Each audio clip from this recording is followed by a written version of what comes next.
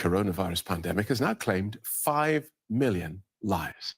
Nearly 2 years after the first outbreak in the Chinese city of Wuhan, COVID-19 remains the leading cause of death around the world. After the U.S. warned all day of a full-scale Russian invasion of Ukraine, that it was imminent, Vladimir Putin has just addressed the Russian people moments ago, announcing what Putin called the start of a military special operation, in his words, to demilitarize Ukraine.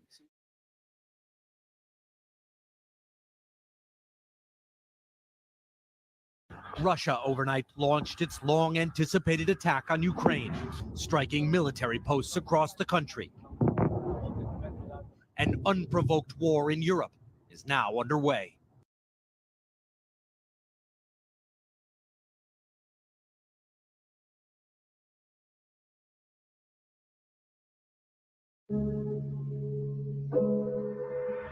Leo.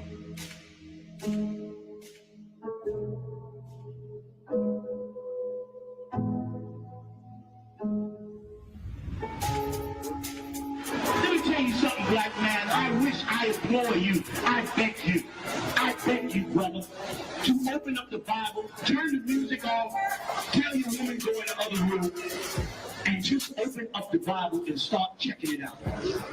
Write down these scriptures we talk. I don't care what religion you're in. I don't care what you believe in. Examine this for yourself, man. I did not understand life until I opened this book. Like, why is Hebrew Academy so important to you, and why is it so important for you to graduate this generation? Because I got a duty to my people, to my family. It's so important to me to do this, because if I fail, then my whole family fails. So I can help my people. I want to care about my brothers and sisters. All these other nations keep oppressing us. I want to make this change with my brothers. It's important for you to graduate Hebrew Academy. It's important for me to graduate Hebrew Academy so my brothers can see the strength that can pull them out from the hell, the condition that they're in. Man, it's important for me to graduate Hebrew Academy to protect my brothers and sisters, man, and stand strong for my nation. Okay. Why do you think it's important for you to run the trials and graduate Hebrew Academy? So I can be a real nigga. Real nigga, huh? Come on, sir. Rocky, why do you think you should go to trials and graduate Academy? We follow the men above us, sir. Yeah. You built for this. I'm ready for war.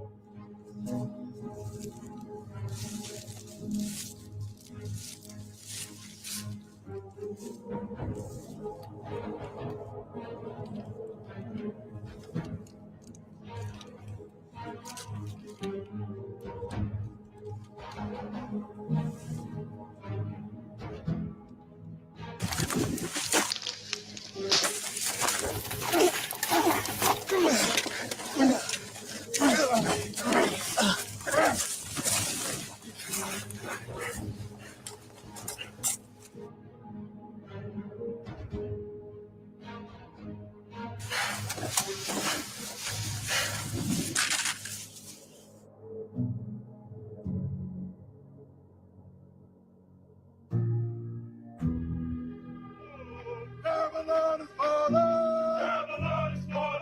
To rise no more. To rise no more. Falling, falling, falling, falling, falling, falling, falling no more. To rise no more. Come on, go.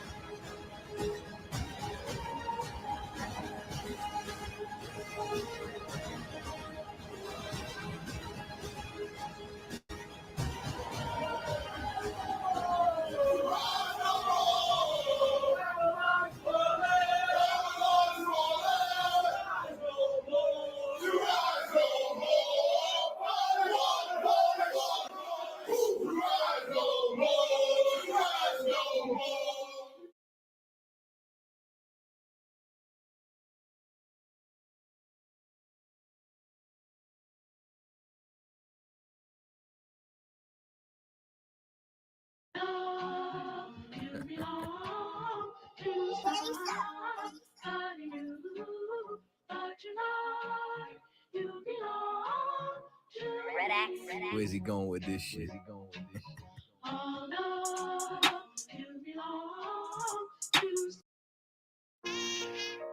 All jokes aside, you know how niggas be like,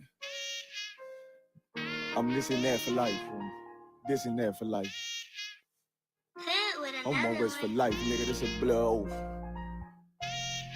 Hey, yo, Madara. Here go a class for you, my nigga.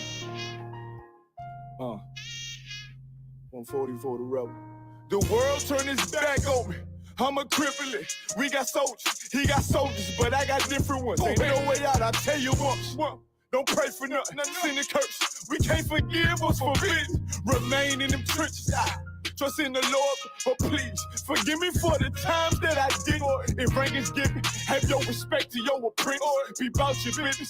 This loyalty's a damn sentence. Look, trying to pick up with a blind fit. They said there'll be many mansions. I'm just grinding for my time share. Them devils ain't playing fair. They hunt you like Van Pelt, but ain't no getting out the game like Jumanji. You take that oath, it's a Dundee. They try to deal death to a priest. You won't make it out in one piece. So you can stand. Just make sure you got the heart. Say your name 3 times, then it's death do us part. No.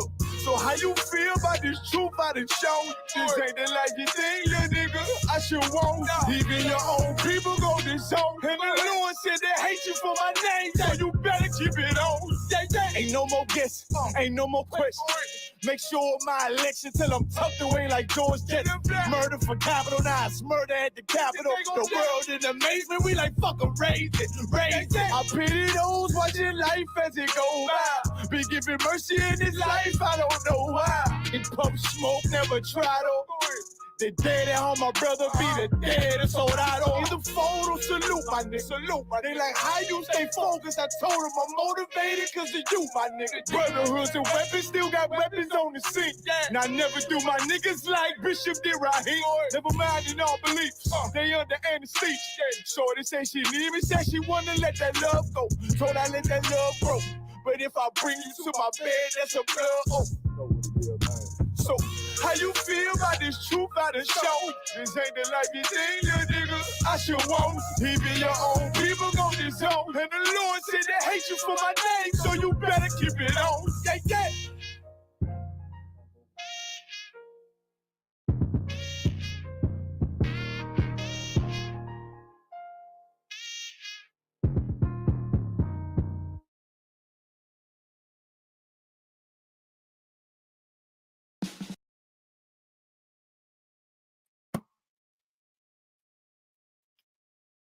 Shalom Yahweh Shem Yahshabrak. That's all the brothers. Shalom Yahweh Shemal Adam by Shem Yahweh to all the sisters. It's preaching officer 50. Hawan Yahweh to holding it down to preaching officer 1,000. Your mock is ready. Today's topic, as y'all can see, is the wicked versus the righteous. Women, you know, what we about to get into tonight, man, is just so heavy because in today's empire and this empire that we live in, man, you know, nobody knows their role. Nobody knows the differences. You know, we got these different so-called examples, so-called leaders like Sexy Red, but of course she's leading us into damnation. But, you know, we're going to get into what the role of a woman is in the Bible, what a righteous woman looks like, and what a wicked woman looks like, according to these scriptures, man. You know, go to my first verse, the book of 1 Corinthians, chapter 11, verse 3.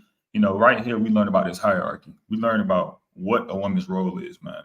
You know, we learn that in today's earth, you know, what is portrayed as a woman is cooking and cleaning and these different things. And you see in our relationships, you see the dynamic of our relationships are not tight how they should be. But we about to show right here in these scriptures how tight they should be, man. It's the book of 1 Corinthians chapter 11, verse 3. But I would have you know that the head of every man is Christ. You know, that, you know, in this hierarchy, in this family, you know, that man submits to Christ. He gets his instruction from Christ. You feel me? And then let's keep reading. And the head of the woman is the man, meaning that in a relationship, when that, you know, woman and man have a relationship, you know, her head, who she submits to, is that man. She receives instruction from him. She understands that, you know, first in command gives orders to second command. Second command carries him out. And she understands that. Keep reading. And the head of Christ is God, meaning that even as Christ, he receives instructions from the Lord. You know, And this right here, this hierarchy right here, if we understood this in our communities today, our families would be put together. Our families would be, tight-knit and even more on point as they should be. It's because we don't understand the dynamic that's biblical, this hierarchy that's in the Bible. We have these flaws in our communities. We don't have, put together households and, us getting on one accord, because you got women trying to, effeminate men. You got women trying to take the authority of men. You got women, destroying that brother, and you got brothers that sometimes, they're unlearned, so they might not know how to lead. And that's the truth.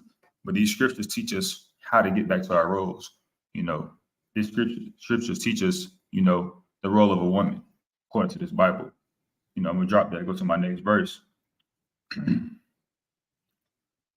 1 Timothy 2, 11 through 12. It's New Testament, by the way. All right, so this book of 1 Timothy chapter 2, verse 11. At the end of the day, this is one thing that's a misconception. Women in today's society, it's like, that 2 ears, 1 mouth, so you should listen twice as much as you talk. That's really a prolific thing. We're about to get into it right here. This book of 1 Timothy chapter 2, verse 11. Let the woman learn in silence with all subjection. A woman probably listening right now, you probably hear this and think that, oh, shoot, he just want me to have no opinion. That's not what it means. Let's read a little further. But I suffer not a woman to teach, nor to usurp authority over the man, but to be in silence, man. It's talking about this Bible. That's the teach that's, mentioned in this Bible. You got these prophetess and these so-called holy women on this earth that, try to teach this Bible when that never happened. That's not a decree that, Christ gave that you can teach that Bible. This is New Testament, by the way. So this debunks that, prophetess, background that, a lot of people try to aim for today's time. But let's read it again. Let the woman learn in silence, and break it down. That a woman should learn in silence with all subjection. You see what I'm saying? She should be subject to Christ. She should listen to what Christ is laying down. You see what I'm saying? To this, what this Bible is teaching her. And then that's her role. That's what she should do. But I suffer not a woman to teach, meaning that when it comes to these scriptures, she shouldn't be teaching this Bible, man. This is really how it should go. Her man, he's eligible to teach. He has that authority by the Lord. First he has to get trained up according to these scriptures so that he has that knowledge, so that he can give that to his family. And then now, is it saying that a woman can't teach her children the Bible? It's not saying that. It's not saying that. It's more so talking about the work. Should a woman be out there as a Jehovah's Witness, be sitting out there on the street corner handing out pamphlets? Nah, that's a dangerous job that a man can only do. She should not be putting her life on the line out there, because it's actually people that hate them, Jehovah's Witnesses these days. And that's a dangerous job. That's what it's talking about. To usurp authority. I mean, that she shouldn't take that man's natural role away from him. She should not effeminate that man. She should not try to take power. When you usurp authority, you take it in a forceful manner. You should not take that power from that man. That's his role. God put him on this earth to lead. You see what I'm saying? But to be in silence, meaning that you listen to that man. You take heed to instruction. You actually show that you have some sense and actually listen to what the brother is saying. Because when you take away the emotional standpoint and think logical, allow that man to speak. Allow him to, guide you. Women say protect, provide, and teach. But what can you be taught if you're running your mouth all the time? That's the truth. If you're doing this, you're yapping 24/7. How can a man guide you, protect you, teach you, and provide for you, do anything for you if you're just yapping your mouth? And that's the truth. We're going to drop that right here. We're just going to go to Ecclesiastes 7 and 26.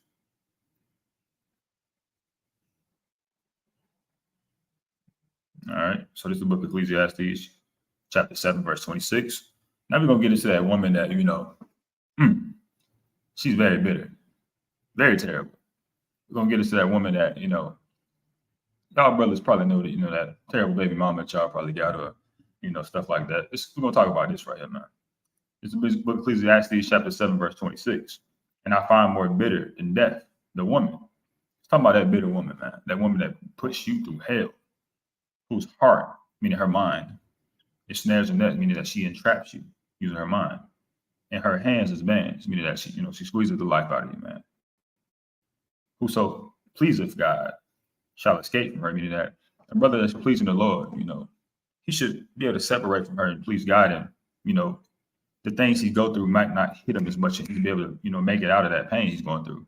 But the sinner shall be taken by her, meaning that brother that, you know, he's blinded by these things in the world, that woman's going to control him.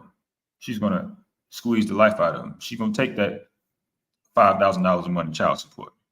That's going to ring in his head every single time when he getting that child support payment pulled from his check or from his assets, or, you know, broken down, and he's sitting and he don't never see this kid. You know, that's, you know, a woman that is bitter. And that's a terrible thing to deal with. You know, that's worse, far more worse than death. You know, this is really the truth about these scriptures, because we see it today in our communities. We see brothers that go through hell with these women, man. You know, they got a woman, you know, impregnated her, had a kid with her, thought it was gonna rock out, and man, now they're paying $577 a month child support. They're paying $800 a month, $1,000 a month child support. That woman is squeezing the life out of them brothers, man. You can see it all in their face and the pain. And that's the truth. Those brothers ain't pleasing the Lord. They're going through that pain. That woman is taking the life away from them. And that's the truth. Now we're going to get into another scripture. We'll drop that and go to the book of 1 Corinthians chapter 14, 34, man. We're going to learn a little bit more what a woman should do, you know, personally. Because this is the righteous woman we're talking about right here. And the wicked woman. We're doing that comparison, and we're bringing out these scriptures that show you the differences. You know what I'm saying? That show you the characteristics of a woman that does these things. So we're going to go to the book of 1 Corinthians chapter 14, verse 34. 1 second. All right. Let your women keep in silence in the churches. So this is for all, you know, the, you know, Christians that say, you know, the prophetess, that's this, the apostles, you know, all these different things, the women pastors. The scripture literally says, let your women keep silence in the churches, for it is not permitted unto them to speak, but they are commanded to be under obedience, as also saith the law. You know, for my Christians listening, this is New Testament, by the way. So this is, you know, it's people, you know, in the Christian church, they may believe in only New Testament. This is talking to you, if that's what your belief is. But this is the truth right here, man. You know, as a woman, you should be able to take instructions well. You should be able to listen. You know, for it is not permitted to them to speak, meaning that you should not be blabbing your mouth. You should listen to the priests and prophets of the Lord that are laying down the truth of this Bible, that are really, you know, doing their job, their due diligence by teaching you this truth so that you have understanding. Because, you know, our people suffer. You know, our women today suffer for lack of knowledge. You know, we have so much trauma in our community, so much pain, so much abuse. And it's just like a bunch of children acting out in our communities. And now you see the effects of what we live through. And now you realize that this Bible is the solution. You know, thank God for Commander Jane Hunter, you know, allowing us to know this truth, allowing us to know what our roles are, because he's bringing out the truth in his Bible. And he's raising up men and women to keep these laws of God, just how Christ did. And that's the truth that, you know, this Bible right here, this scripture right here is heavy because it tells a woman not just her role, but in what way she should be. And this is scripture. This is heavy scripture because now it keeps those families together. If we have order in our communities, order in our households, we have put together families. Now we have, like Zephaniah 2:1 says, gather yourself together. Now we can gather together. You see what I'm saying? Now we can have strength. Now we can't have that, you know, oppressive, you know, demolishing our communities because we're on one accord now. And that's the truth. The scripture literally says, let your women keep silence in the churches, man, for it is not permitted to them to speak. So now that, you know, it's women, you learn more than yap. You learn what your role is. You learn that what the society teaches you has been wrong, that you're supposed to effeminate that man, that you're supposed to tear down that man, my body, my choice, the feminist movement, all these different things that weren't in the Bible, personally. It's just more so what America has oppressed you with. They've gave you that. Now it's time to come back to these laws and understand what God gave you. And that's the truth.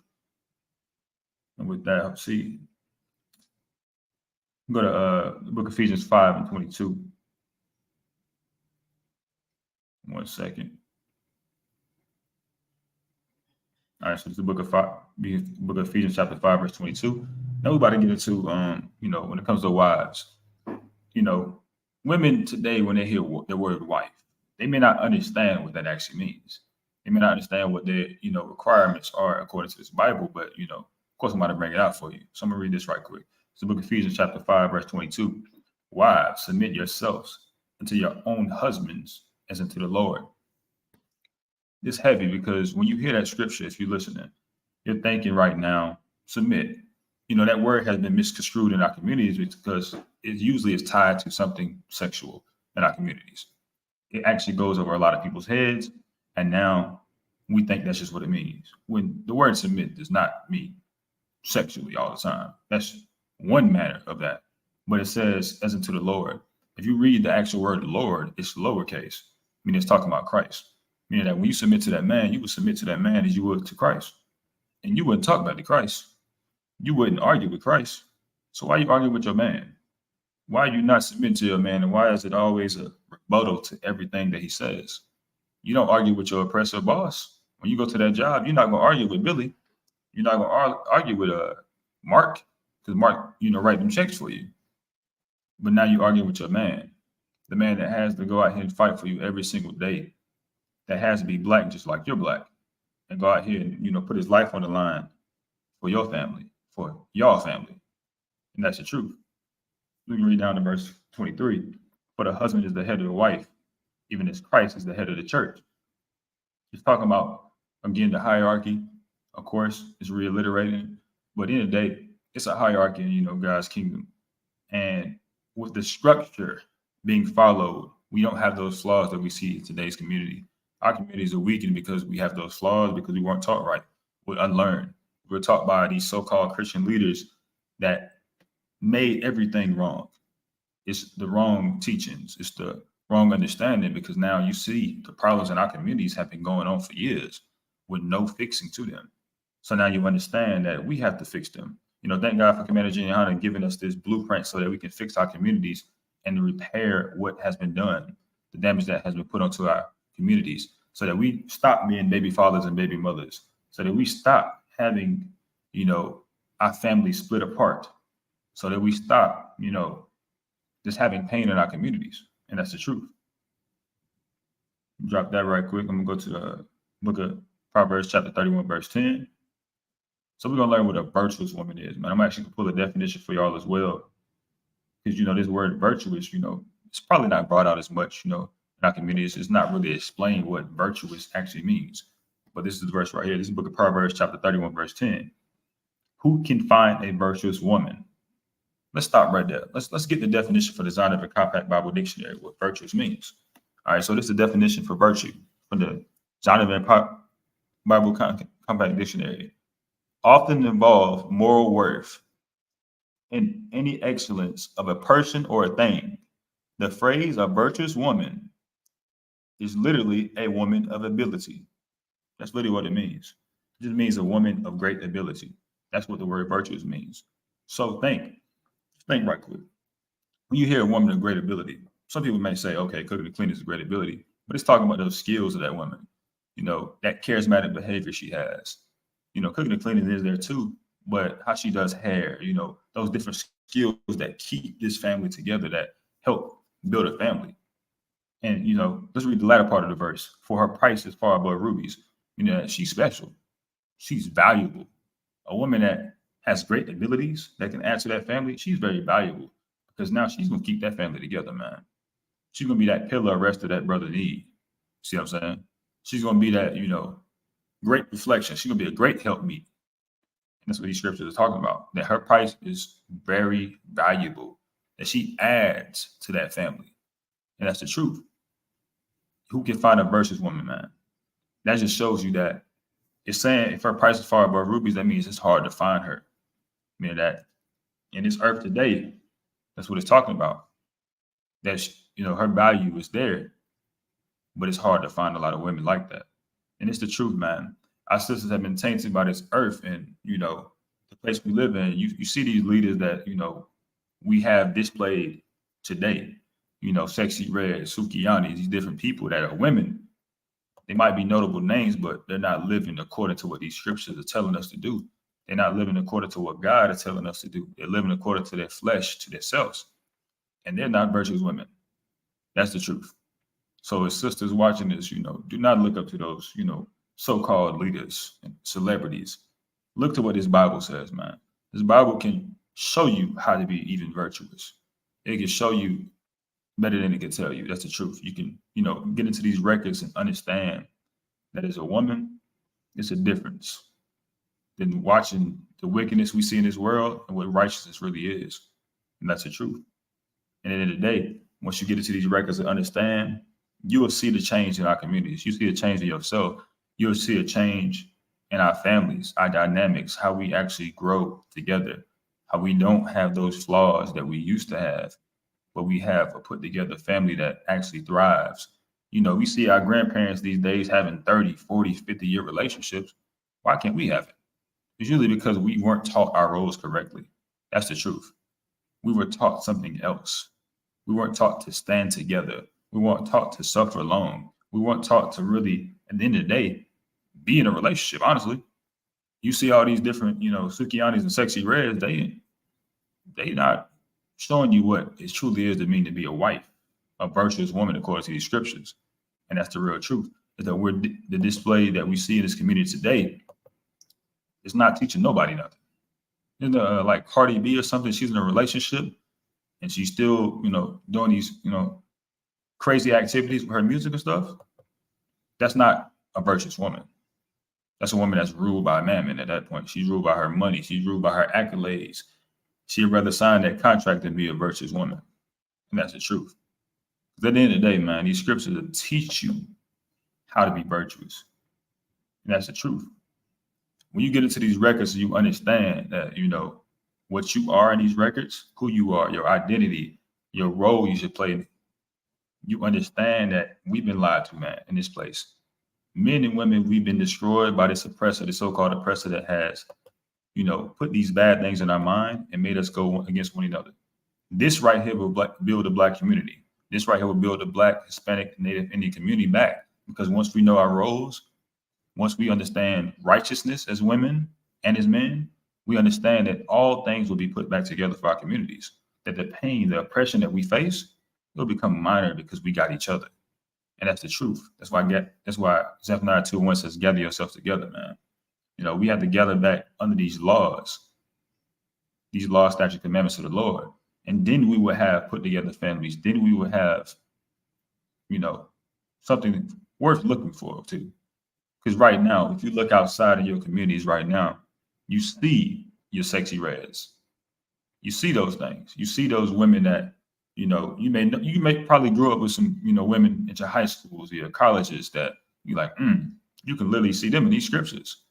We're going to get further into that tonight, though. We're going to learn, what a righteous woman looks like. We're going to learn what a wicked woman looks like. You're going to see today in these scriptures that, it's very prolific that, the Bible has these stories in here. It's not been brought in our communities to where we can understand the difference. We've been taught the wrong way. We've been cultivated the wrong way. And at the end of the day, we just need healing. We need these scriptures to really get us back to understanding what our role is. As women, take up these scriptures. As men, take up these scriptures. And that's the real truth. Fall in love with these scriptures, man. Read a little, read there a little, read up a little, read down a little. Precept upon precept, line upon line. Understand your role. Understand what you're supposed to do according to this Bible. And let's put back together our family so that we can end this, pain in our communities and actually have smiles on our faces, actually have something worth looking forward to. Because me, when I look at these different entertainers like Sexy Red and these different entertainers, I ain't got nothing worth smiling for because it's sad. It's sad to see our women on these poles. It's sad to see our women, acting out and acting in these different manners and ways because that's not what we've been taught. That's not what we have worth clapping for, being happy for, because that just shows that we are oppressed. That shows that we are just, limited in our learning and understanding of what we're supposed to do. Because at the end of the day, man, thank God for Commander Jihan, bringing us back to these laws, statutes, commandments so that we can learn our roles, so that we can learn what we're supposed to do. And in the day, the truth is in this Bible, man. The truth is in this Bible, what we're supposed to do, what we're supposed to follow, how we're supposed to follow. But when we're not listening in our communities, we see the oppression growing. We see it just blossoming. But it is a solution. If you watch it right now, it is a solution for you to put back your family together. It is the solution to see the pain ending. The solution is coming to the Isupk under Commander General Hana and learn your role according to the Bible. Learn what you're supposed to do. Learn what you're supposed to follow. Learn how you're supposed to follow. Because these Christian leaders have definitely swayed us in the wrong direction. Because if they actually had something worth teaching that was true, we wouldn't be in the condition that we are in right now.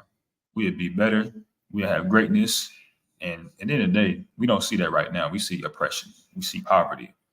We see us at the bottom when we should be at the top. And that's the truth.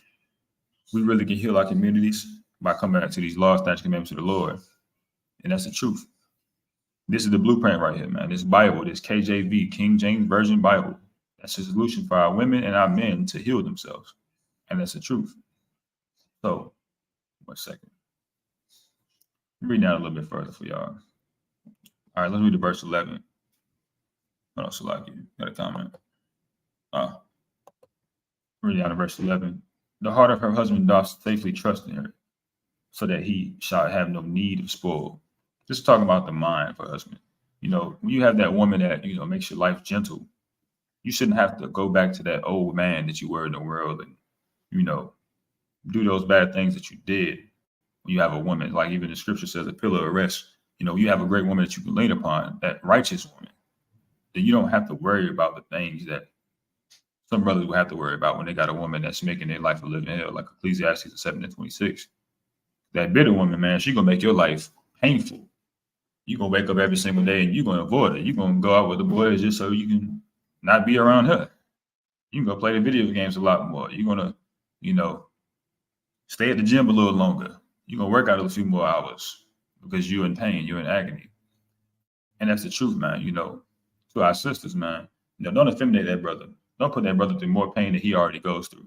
That brother's already working out as a black man like George Floyd or, you know, Tamir Rice, and he's already going through pain and he's already going through that agony. Make his life easier. As a woman being righteous, make that man's life easier because he's already going through pain that you don't see because he's not going to show you. He's not going to show you on his face because he's going to keep a smile on because as a black man, we expected to go 100% even through anything we go through. And that's the truth. So as a sister, be a virtuous woman. Have your price fall above rubies and let that light shine. Keep that energy. You feel me? Be a person, be a woman, honestly, that a man can lean upon. And that's the truth. You got to get into these scriptures. If you don't know it, you can get there. Read these scriptures, learn these characteristics, you know, even reading down. Verse 12, she would do him good and not evil all the days of her life, man. Do that man some good.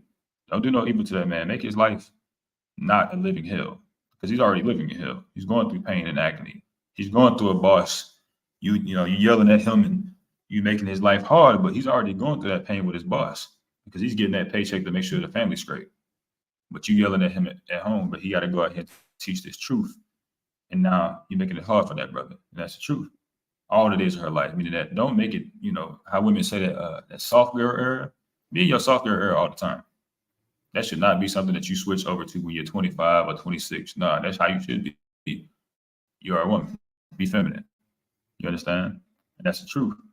That's the whole, you know, that's the whole truth when it comes down to it, man. You know, as a woman, being righteous according to this book is the most beautiful thing.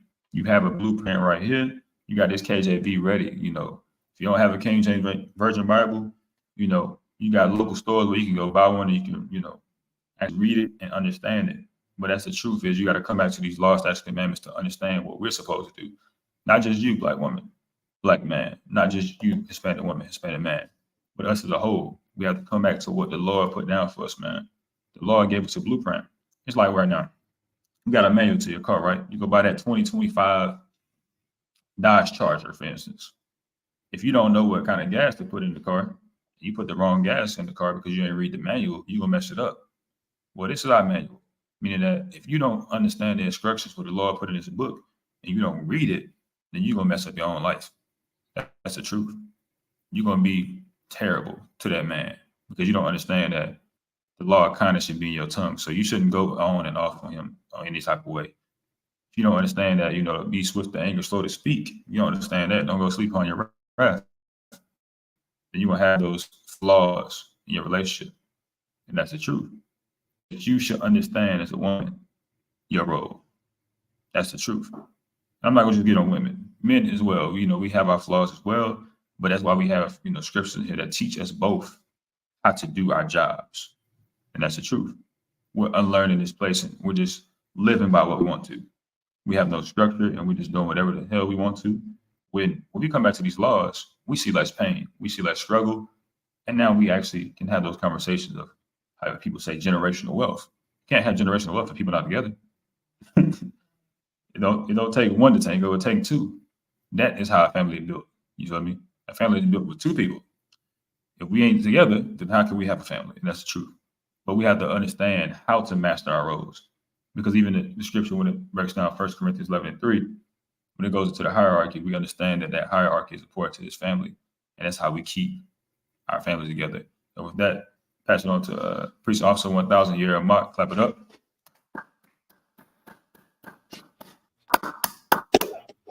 Hey, Salam, the water. Give yourself a hand, Officer Hawan. The water for holding it down for me. Dropping it heavy, you understand? Most High in Christ, the water, brother. And the water for everybody tuning in. Of course, I'm Officer of 1000 Yard Mock out here in East Carolina. You know, Shalom Yabashis Pathum. To all the brothers and Shalom Yabashis Pathum, shout out to the sisters. But we're going to get it on, man. Of course, we're going to jump into the topic. But before we do that, I'll take your questions. If you're on the chat, just type your questions in the chat. Obviously, if you're in the room, just come on with the questions. I'll give you a second for the questions to come through. Juan, let me know if you see anything or if you yourself have any questions. Come, sir. All right. Also, shout out to Commander General Yohana, Captain Zariak, for the New York cookout that just went down. Unfortunately, I was not able to make it up there to bless y'all with my presence. But next one will be out in, we got California. We got the California cookout in September 27th. California cookout, they doing it heavy. I seen the flyers, Captain Gaddaha, Captain Quam. They about to rock it out on the West Coast, man. Y'all make it out there. And then lastly, we're gonna finish it off out there in Houston and H-Town. Really, I believe it's Austin, but I'm gonna let them bring that out. But nonetheless, we're gonna be in Texas. We're gonna do it big in Texas, man. I think October 31st weekend. So make sure y'all get y'all arrangements in order. Make it there, and then April 12th, 2025, the Lord's 56th annual Passover is gonna be in Atlanta. It's gonna be in a Big A, the Big A this year. So make sure y'all get ready for that. You have no excuses. We know where it's gonna be at. We know what time it is. We know where the place is at. It's time to set the stage and perform, but let's get it on.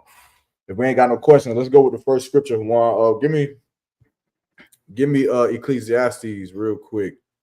Okay. Ecclesiastes chapter 7 and verse 26. So what we talking about? We talking about women, right? We talking about sisters. And I know the sisters, man, y'all hate these topics. Y'all hate them, y'all hate them, y'all hate them because it's going to burrow into your ego. It burrows into your pride and everything that your mother taught you since you was yay high. Everything that your father taught you since you was a baby, it starts to burrow at every lie that you've been taught.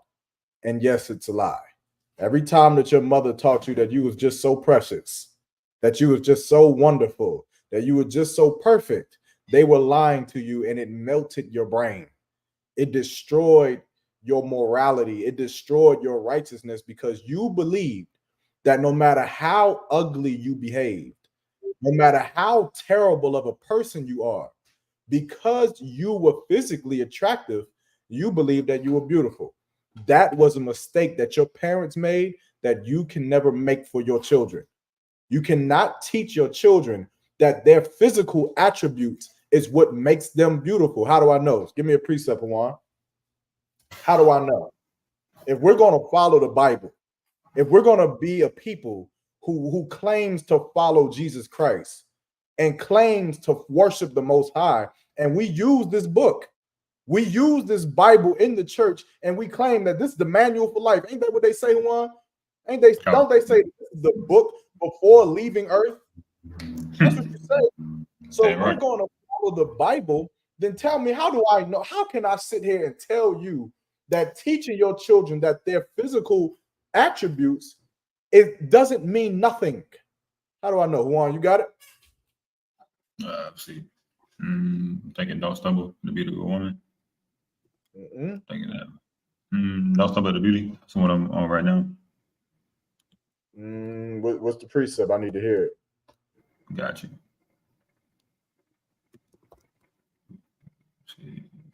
If anybody online is a precept, you can also answer it.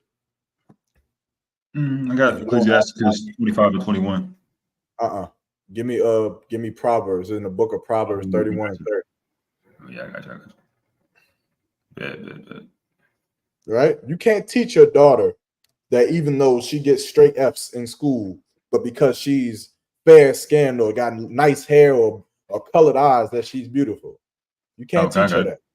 You got to teach her that the way that she acts, the way that she speaks, the way she conducts herself, that is what makes her beautiful. That is what makes, like, being righteous has to be beautiful. Being righteous has to be the new thing that makes a woman bad or not. You understand? And not just on a child as level, but even as we get older. As we get older, brothers, you start looking at these women. They start, they start fulfilling into their womanhood. And you start looking at these women and you want to pick and choose because you see something that you like. What we have to do as brothers is you have to get over your lust. You have to stop lusting over her beauty. Why? Because her beauty means nothing when she's a monster. Her beauty means nothing when she's a dragon. And that's something that you don't understand. You won't understand until life hits you. You won't understand it. You think that you're gonna come into the truth, and you a man, and you got boots, and you got the beard and the braids, and you think you fly, and you're gonna go out there, and you're gonna get woman after woman after woman. I understand it. I get it. But then you'll realize just how much of a fool you are when she keys your car. You'll realize just how much of a fool you are when she smashes your windows in.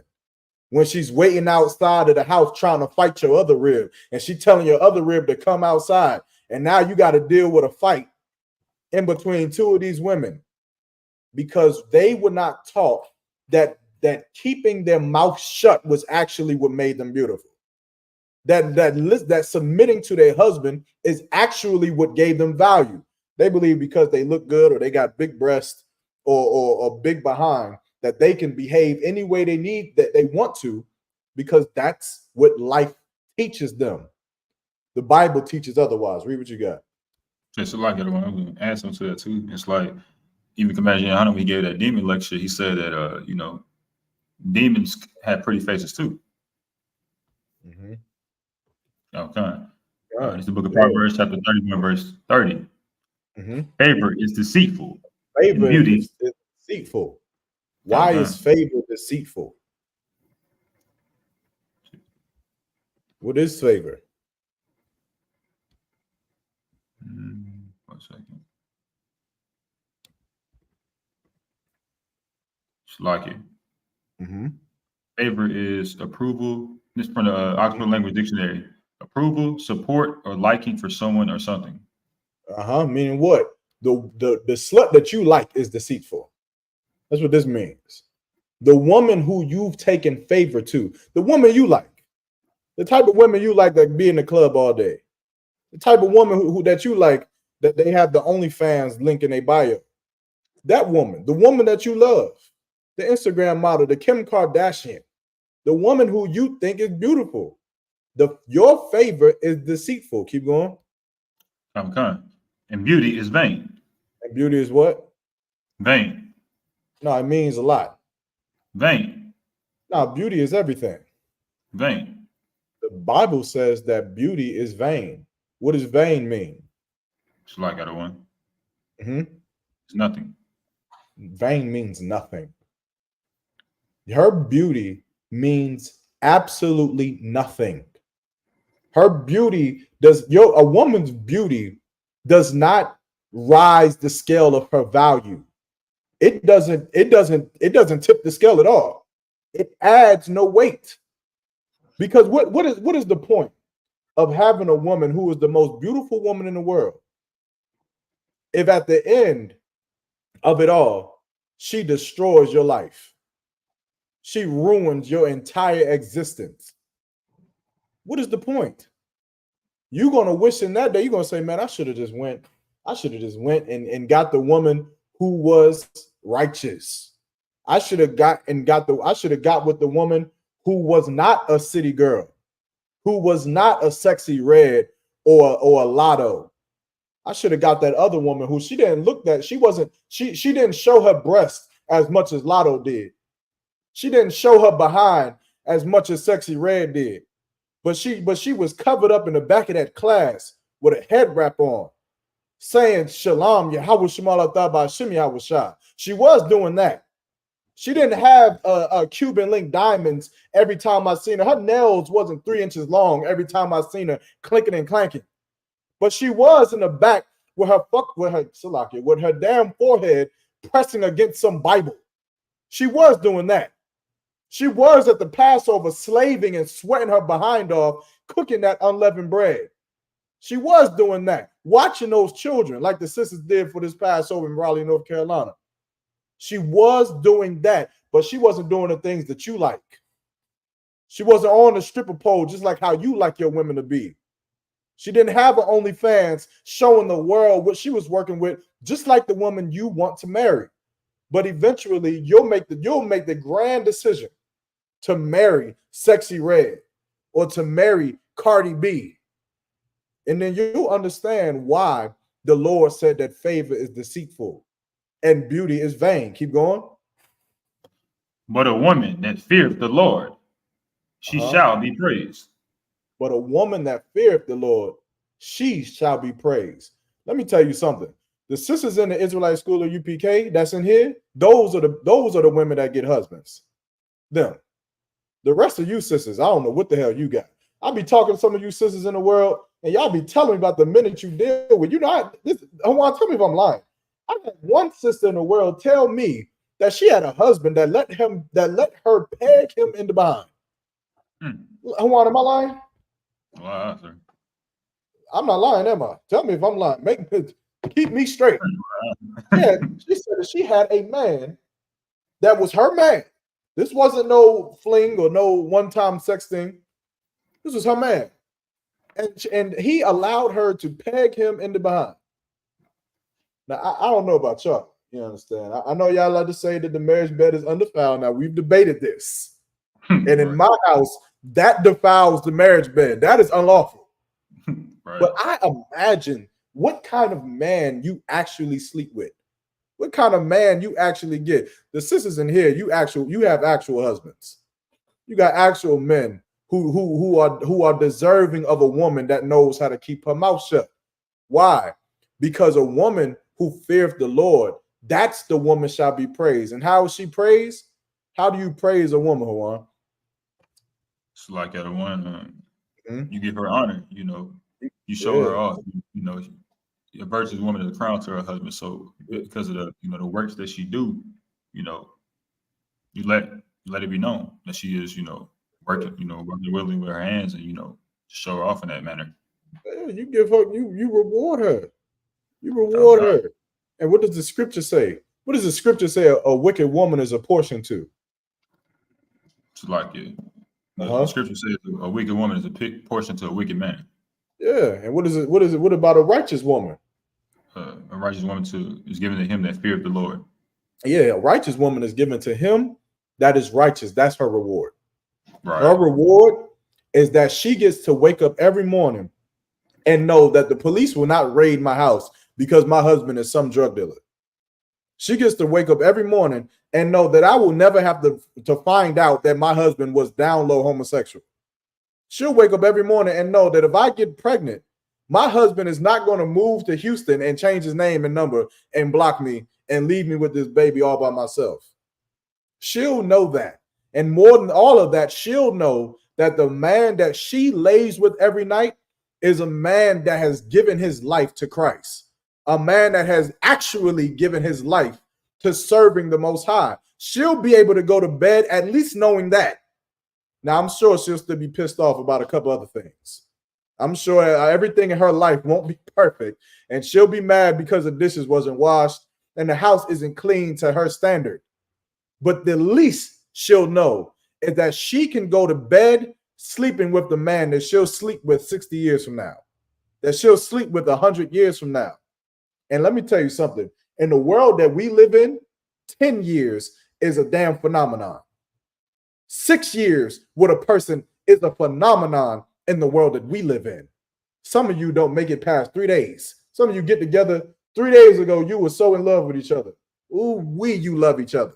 3 days later, hey, what else is that? I don't know. You understand? She's somewhere else. So you gotta honor that woman. You understand? Honor her with yourself if you're a brother in the truth. And she should understand that that is the Lord honoring her. So if you're a sister, you got a brother in the truth, you better count your blessing. You better face the east and say, Barakatai how shall do it sometime. I know that man pissed you off because he plays a video game so much. I know he pisses you off because maybe he doesn't do everything perfect the way you want him to do it. But you better thank the Lord that the Lord chose to give you his son, to give you his soldier, rather than to give you his damn charity case. He could have gave you some drug addict. You know how many women out here are dealing with men who can't stop doing drugs? They can't. And they love them nonetheless. But they can't get off drugs. They can't stop going into their pocketbook, stealing money so that they can buy cocaine, so they can buy heroin.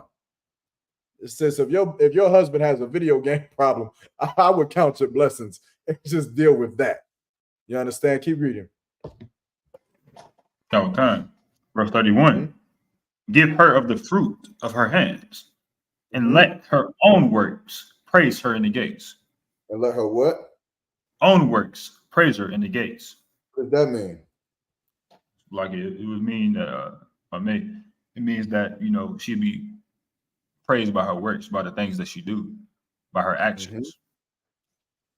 And let her own work be praised in the gates. Meaning what? Break that part down. Meaning that's how she should receive praise by what she does. You on it, yes, but what else? Oh, okay. Okay. Let me see.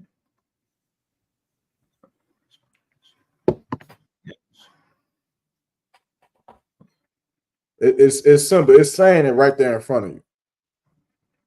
All right. Her let her own works praise her in the gates. Oh, the work that she does. Hold on.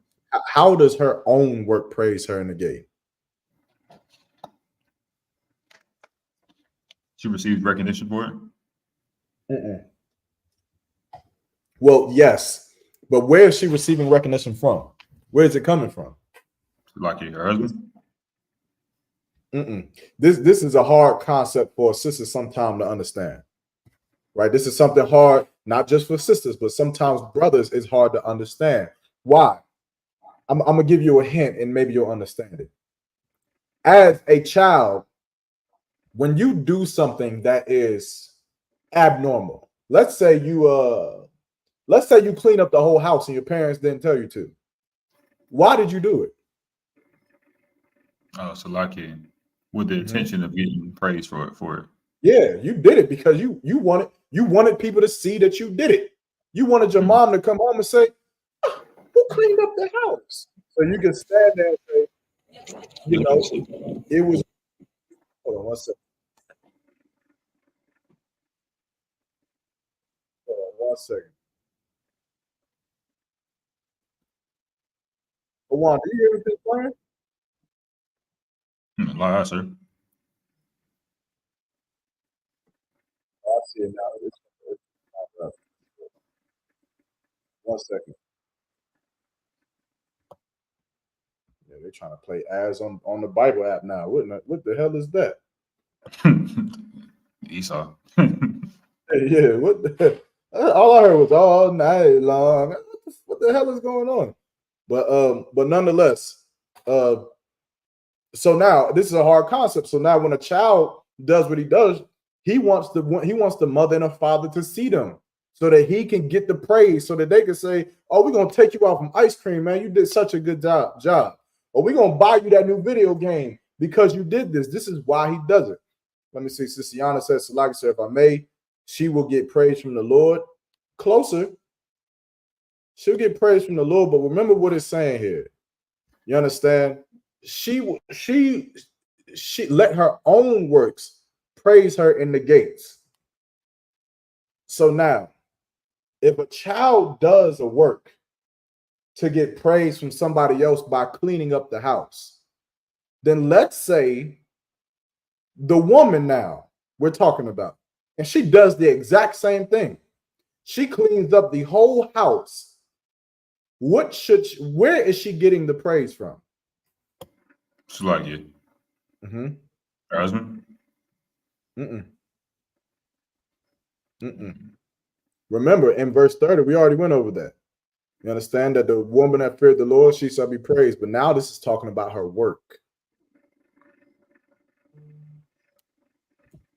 When you go to camp out, when you do the work for the Lord, are you doing it so that you can get praise from men? Not lie. What are you doing it for? The Lord. You're doing it for the Most High. Now, is the Most High here? Like physically? Meaning this. Yes, physically. Is Christ right here? Can Christ see when you go to camp? Physically? No. So then what are you doing it for? With the intention of, oh, okay, I got you. With the intention that you're doing it for the Lord. Yes, you're doing it for the Lord. For time's sake, I'm going to have to give it to you. When you go and you teach, you're doing the work because of that feeling you have. When a brother comes to you and says, Salakia, sir, I just want to let you know that I was in the world smoking weed and I watched your classes. I watched the work you did and it changed my life. That's how your work praises you. When a woman goes and cleans up the house, she's praised by her works. Why? Because the house is clean. Now she can look at the fruit of her labor. She can see what she has done. She doesn't need someone to tell her all the time, oh, you did this, or you need to, somebody get her a written accommodation for this, or she needs flowers for this. She does, this woman, she does it because after she cleans that house, she sits back in that chair and she says, this is wonderful. Me shutting my mouth, me shedding myself of the world, me going to class, going to the Passover, learning the Bible, being a daughter of Commander General Yohana. When she sits back and she sees the children that she raised, when she sees the husband that she has served for years, and she sits back in that chair, and then the work that she did, all of the tears she cried, all of the sacrifices she made, all of the times she really wanted to say, you a B.A. nigger. Every time she wanted to do it and she held her tongue, she'll be able to look back and she'll get praised by the work that she did when she sees the children that she now loves. When she sees the house that she has that her mother could never have. Her mother could never sit back and see what she sees. Her mother could never sit back and have a man like she has a man, have children like she has a children, have a house like she has a house. Her grandmother and her mother could never do it. Her grandmother and their marriages ended. They split. They didn't last, but hers, it lasted. But it took work. And even if no one tells her how much work she's put in, even though no one may acknowledge it, when she sees the fruit that starts to grow from the roots that she sowed, she can bask in that. That's what a sister, you have to understand. Stop doing things looking for a pat on the back is the point. Stop doing things because you want people to see how good of a wife you are. Stop braiding hair because you think that you're going to get some astronomical surprise because you braided hair. Braid brothers' hair because you are in service to the Lord. That's what you should do. That's what you should do. And then as you braid brothers' hair and they go out into them street corners and they look glorious, and then they raise up them brothers and they raise up sons. And then now you've built a kingdom in which now your daughters can grow up, and you don't ever have to worry about them marrying some idiot. You don't have to worry about your daughter growing up and marrying some abuser, some down low homosexual. Now there's plenty of men. There's plenty of brothers here. Why? Because 30 years ago, you braided Officer Hawan's hair. Officer Hawan had the confidence to go out there in them streets, and he raised up 3,000 men. And those 3,000 men had 10,000 children. And now your daughter can take her fucking pick. That's the praise in your work. That's how you honor in the work that you do. You understand? Drop that, Hawan. Let's go to something else. Again, if anybody have any questions at any time, just type it in the chat. Right? Go to Ecclesiasticus chapter 25 and verse no, we was at Ecclesiastes 7, right? Okay. We was at Ecclesiastes 7. Go there, right? So remember, a woman's beauty is vain. It doesn't mean anything. You understand? It's damn near worthless. Now I understand, brothers listening and be like, well, man, how the hell are you supposed to, just choose a woman that you're not attracted to? That's not what I'm saying. I'm not saying that at all. What I'm saying is that when you go to choose a woman, let it be more than just your attraction to her. Let there be some substance about this woman that makes you court this woman, that makes you marry this woman, that makes you talk to this woman, whatever you want to call it. It has to be some kind of substance. Otherwise, you're going to fall into a trap. You're going to fall. You understand? And we'll prove it. Go ahead, read what you got. It's the book of Ecclesiastes, chapter 7, verse 26. And I find more bitter than death the woman. Hold on 1 second. 1 second. Matter of fact, let me get there with you, Officer Hawan. Let me get there with you. I say Ecclesiasticus or Ecclesiastes? Ecclesiastes 7 and 26. All right. Let me get there with you.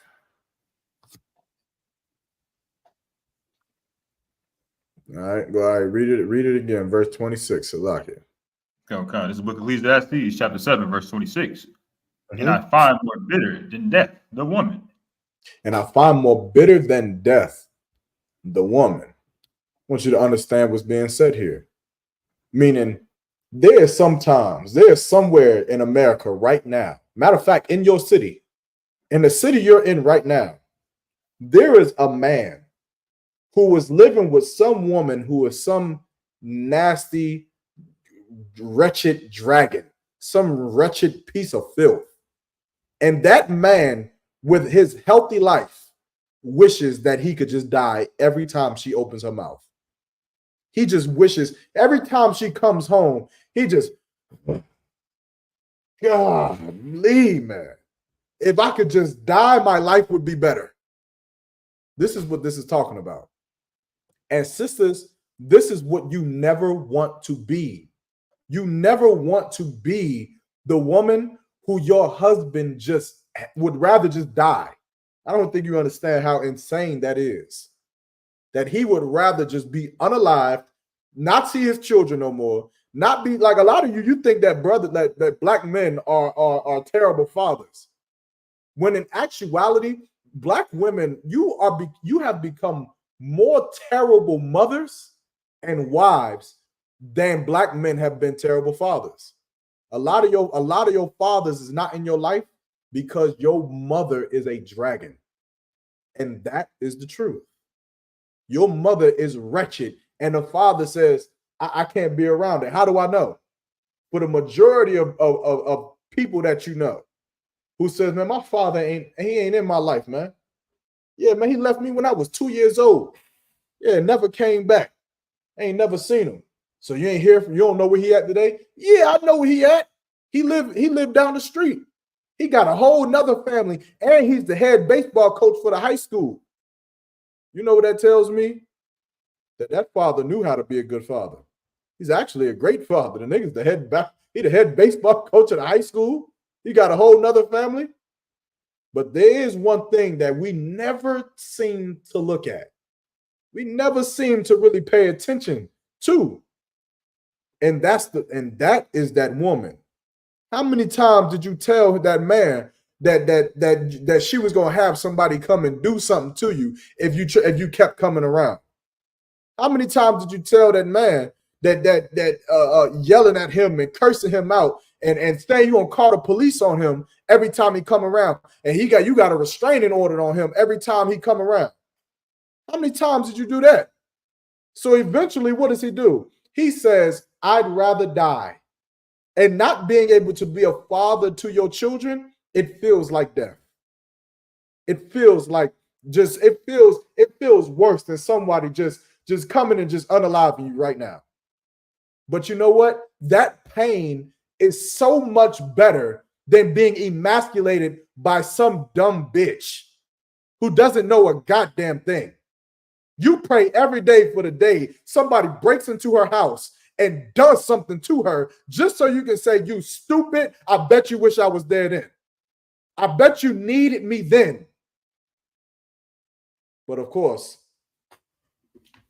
that's what we don't talk about. And so the Bible is saying here that read it again, Salaki. No, kind. And I find more bitter than death, the woman whose heart is snares and nets. Whose heart is snares and nets, meaning what? In her mind. The woman who in her mind, she wants to do what? What does it mean for her heart to be snares and nets? For one? So like she want to trap you. She want to trap you how? Using, I guess you would say like, it's not mind games, but just, I guess you would say mind games kind. Think about your woman. Not your woman, Hawan, of course, but I'm saying in general. Think about your woman. What does your woman do? What is she always paying attention to? What is she doing? I'm trying not to give it to you. But these snares and nets, they're a little bit different. They're a little different.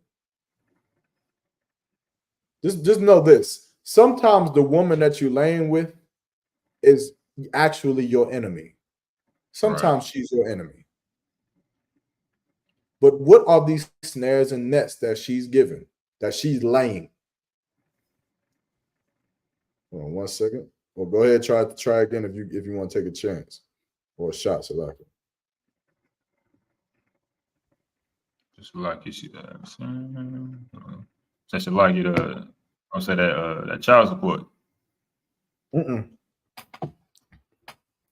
Trapping. Hold on. The sister trapping. Said, it's trapping. Go ahead. The sister said trapping. It's trapping, but in what way? For time's sake, I'm gonna give it to you. Your woman is always trying to find fault in you. That's it. She's setting up these snares to try to catch you. Like, what are you doing? What is this? Who are you texting? What is that group chat? What is this? Where is this at? Who was that? Well, what are y'all talking about on the phone? Always trying to catch you. Trying to catch you. Let me see your phone. Why? So that she can catch you to find fault in you. When a woman who loves her husband does not want to see any fault in him ever. He doesn't want to. Like you got to think about it like this. Think about the story of Noah. And when Noah was drunken, he was so drunk that he passed out butt naked. He was naked. And Ham, that dirty Hamite, that nasty African. Y'all think we African. We not African. That's a side note.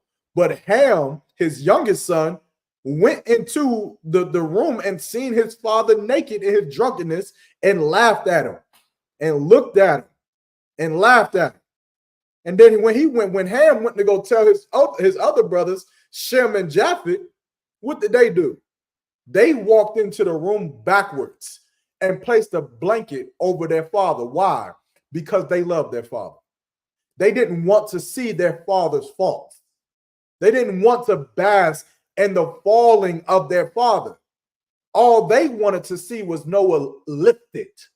They wanted to see Noah in his honor, to see him in his glory. A lot of your women hate to see you in your glory. They hate it, but they love to see you down. They love to bring you down. So when you're down, you can sit in between their legs as they caress your scalp. When you're down, after you get caught up in that counsel that they put you in, and you're just so sad because you don't know if you can make it in the truth, you know where you'll find strength?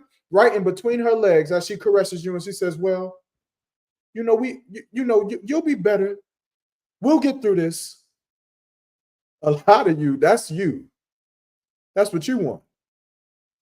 Shem and Japheth didn't want that. They didn't look for the fault in their father. They hide from it. You see that man's phone, and his phone is wide open, and he drunk. Ooh, he drunk. You know he drunk. He came at 3 a.m. He's stumbling. This nigga is drunk, halfway on the dining room table, halfway on the couch in the living room, and the phone is wide open. You say, "Hey, you up? You up?" You try shaking him, and he ain't moving a bud. He drooling. And you know what you do? In that moment, you have a decision to make. In that moment, you have a choice to either lay out the snare in the net or to walk in backwards with the blanket like Shem and Japheth, to retain your father's honor, to retain his glory.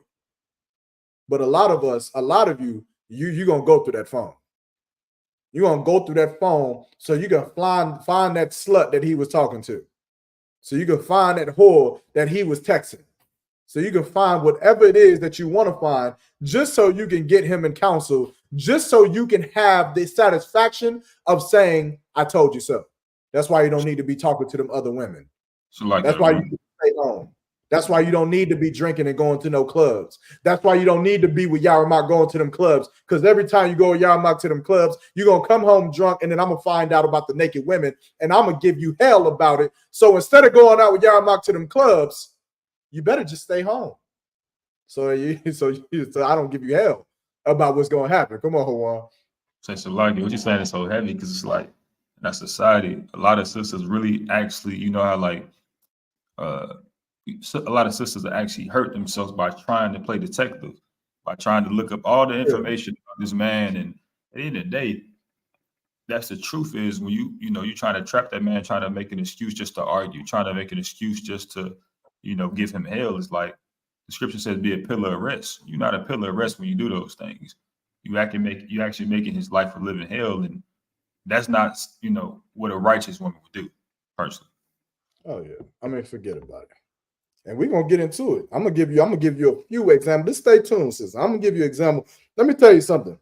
You're not the only ones. Remember, the Bible says that there is nothing new under the sun. And there is nothing wrong with what you have been if you do not change. I mean, if you decide to change what you will be. And that goes for brothers and sisters. A lot of you, brother, again, tonight's topic, we talking about sisters. But a lot of you brothers is wicked, disgusting as hell, and you deserve the dragon that you got. The Lord sent you that dragon so that maybe she could go through your phone and stop you from sleeping with that disgusting slut, because that thing is a man. And the Lord needs that dragon wife you got to go through your phone so she could say, you stupid idiot, don't you know that this is a man? And to save your life. So some of you deserve it. But sisters, as you're trying to be in the truth, you have to start to cut yourself. You have to start to remedy yourself of yourself. To destroy the thing that you once were, the things you used to do with the men that you were or were with. And you have to start to become something new. You have to learn to feel these urges, or like Juan said before, if you have not seen Commander Jenny Yohana's lecture on demons, I suggest you go and see them. I suggest you go and watch it. But demons, you cannot fight demons unless you know what a demon is. You understand? You with me, Juan?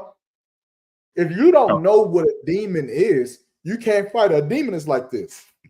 I'm gonna show you exactly what a demon is like so you'll understand.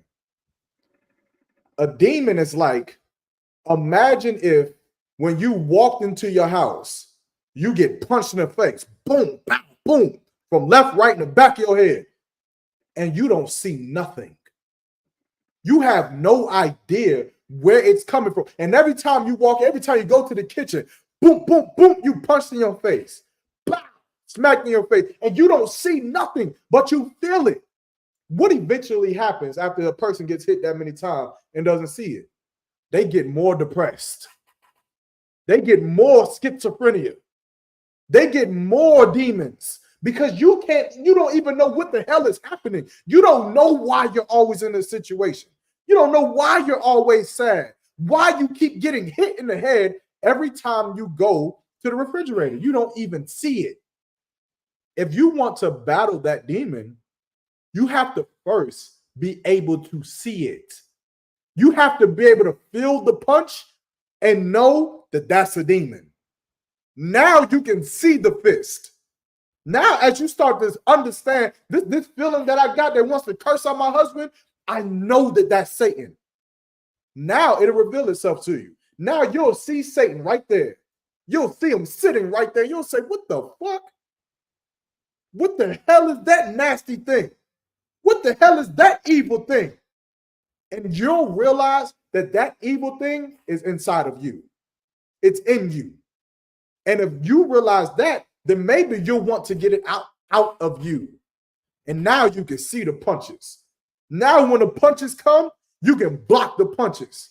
You can swivel the punches and punch back and get rid of those demons. A lot of you sisters, you got to start to recognize the differences between what is righteous and what is unrighteous. And a lot of us, the way we were raised by our parents, they were taught to survive in a wicked place by living amongst their demons. That's what they were taught, and that's what you don't understand. You don't understand that your mother, she married your father, and your father was a drug addict. Your mother loved your father, and your father was a drug dealer. He was a gangbanger. He did carry guns illegally. He did get into unnecessary fights. He was an alcoholic and put hands on your mother. She did have to go through that. Your father was wretched and wicked as hell. And your mother, she learned to live with demons because demons protected her. She had to become the thing that was wrong to protect her from your father. And what did she do? She taught you to be the same. She taught you, hey, if any man put their hands on you, you better. You 6 years old. You 6 years old, and she is stressing the fact that one day some man is going to be put hands on you. Why? Because someone did it to her. And she does never wants it to happen to you. But you have to understand that what raised your mother was not the Lord. She wasn't raised by your mother. She was raised by Satan. And Satan protected her. Satan protected her up until the point where she's a single mother with 8 kids. Up until the point where she's a single mother with 8 kids, can't find a man. She's 60-something years old and wish she could find happiness and love in her life. And now she's sitting on the edge of a bridge. Now Satan ain't going to protect her no more. But now you're going to have to decide. Are you going to fight against those demons? That demon that says go through his phone. That demon that says, let me try to find fault in him. Or are you going to live your every life trying to uplift your man? Trying to put your man on a pedestal. Putting him on that glory. The choice is yours. Keep reading, Juan. Okay. In her hands as bands. In her hands as bands. Meaning when she got you, she got you. You put your rod in her, and she done told you about how righteous she was going to be and how this, that, and the third she was going to be. And the next thing you know, everybody's saying, well, where's Sister Kanakuanana? What happened to Sister Kuwakanana? Now she ain't nowhere to be found. She was just at the brunch with the sisters a week ago. She was just there drinking mimosas. She was just at the sister brunch saying, Shalom, Yahweh Shemala Tabah Shimi Hawashah. She was just there. She was just talking about how she was fighting her family because she was in a cult. She was just there posting UPK stuff and how glorious and wonderful everything was and rainbows. She was just there. But all of a sudden, now she's gone. Because now she has her hands on you. Now she got what she wanted. She got what she wanted. And like any idiot child, it's not everything she thought it would be. That's how stupid children are. So children, you'll give a child a popsicle this big. You give them a popsicle this big and they'll beg to death. They want the popsicle. They want it. And you're like, you gonna eat it? Are you gonna eat it? They say, yes, I'm gonna eat it. Yes, I want it. I want it. I'm gonna eat it. Give it to me. Give it to me. But once they get it, after about 10 seconds, the popsicle's on the floor somewhere. They realize, well, it ain't exactly what I thought it was. That's how you sisters can be. You understand? Once you have it, now it's over. Keep going. Whoso pleaseth God shall escape from her. But a brother, if you please the Lord, whoever pleases the Lord, you shall escape from that type of woman. You understand? Whether you with her or before you choose to be with a woman like her. You please the Most High, you focus on the work, and you will escape her bands. You would escape her snares and her nets, and you'll find a righteous woman by the way you carry yourself, by the way you conduct yourself, by the conversation you have. Stop talking to women about how good the sex might be, knowing you're lying to them. I'm talking to the brothers. Stop talking to them about that. Stop going to every woman telling them how many orgasms you're going to give them, knowing that they are stupid little children. And the second they don't get 7 orgasms in one night, they're going to leave you because they didn't really know. They realize now they don't really want this popsicle. And they're going to leave it by the trash, just like anything else that doesn't meet their standards or what your dumb ass taught them. Talk to them about bills. Talk to them about children. Talk to them about multiple wives. Have a conversation about the Bible and about Christmas and about raising the children up and not eating pork and not celebrating Christmas. Those are the conversations that you should be having with these sisters, because that is how you'll weed out. You'll weed out those who are wretched. You'll weed out those who are wicked. And then, Lord allow, you'll get something that's beautiful. You understand? Read it again, that last part. Okay. Whoso pleases God shall escape from her. Shall escape from her. Now, give me the Numbers, chapter 12 and verse 1. I'm gonna give you an example, right? Of sisters, man. Y'all sisters, y'all gotta work on this. You gotta stop trying to find fault in your husbands. Let me tell you, sisters, something that you may not believe. If you're married to a brother in this school, I don't care what the fuck his rank is, you are married to one of the hundreds of most important people on the face of the planet Earth. And you don't even understand it. You don't even get it. You don't even get it because you want the glamour and things. Because you're so caught up in BET and MTV, and because your husband doesn't drive a Bentley like 21 Savage, or because your husband isn't as rich as Jay-Z and you can't be Beyonce. When in actuality, you know the reason why you can't be Beyonce is because you can't sing. You suck. You don't have a skill as good as Beyonce. So let's be real. But you can't be Cardi B and Offset. You can't be these things. And so you believe that the man you with, that he's nothing. He's nothing because he has faults. Because he like I said, he doesn't do something the way you like it, or he doesn't make enough money, or he always needs you to help him with a bill, or needs you to pay a car payment, or needs you this, and you just always thinking about that man who was at that college, who now he's a lawyer, and you know that he just would never need a car payment. And you're right. That lawyer who went to college and he was a Kappa, and he graduated high honors, and he was cum laude, and he's a valedictorian, all of this stuff. He's all of this, and he's a big time lawyer. He doesn't need your money for nothing. He might ask you to peg him in the behind though. You might have to do that every once in a while.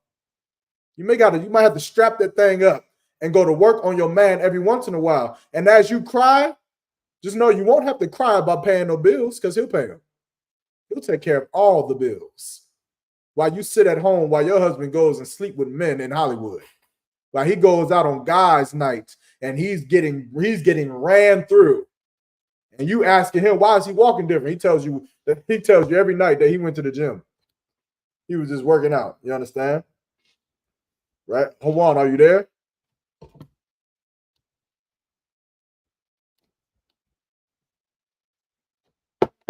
One second, I'll read for you.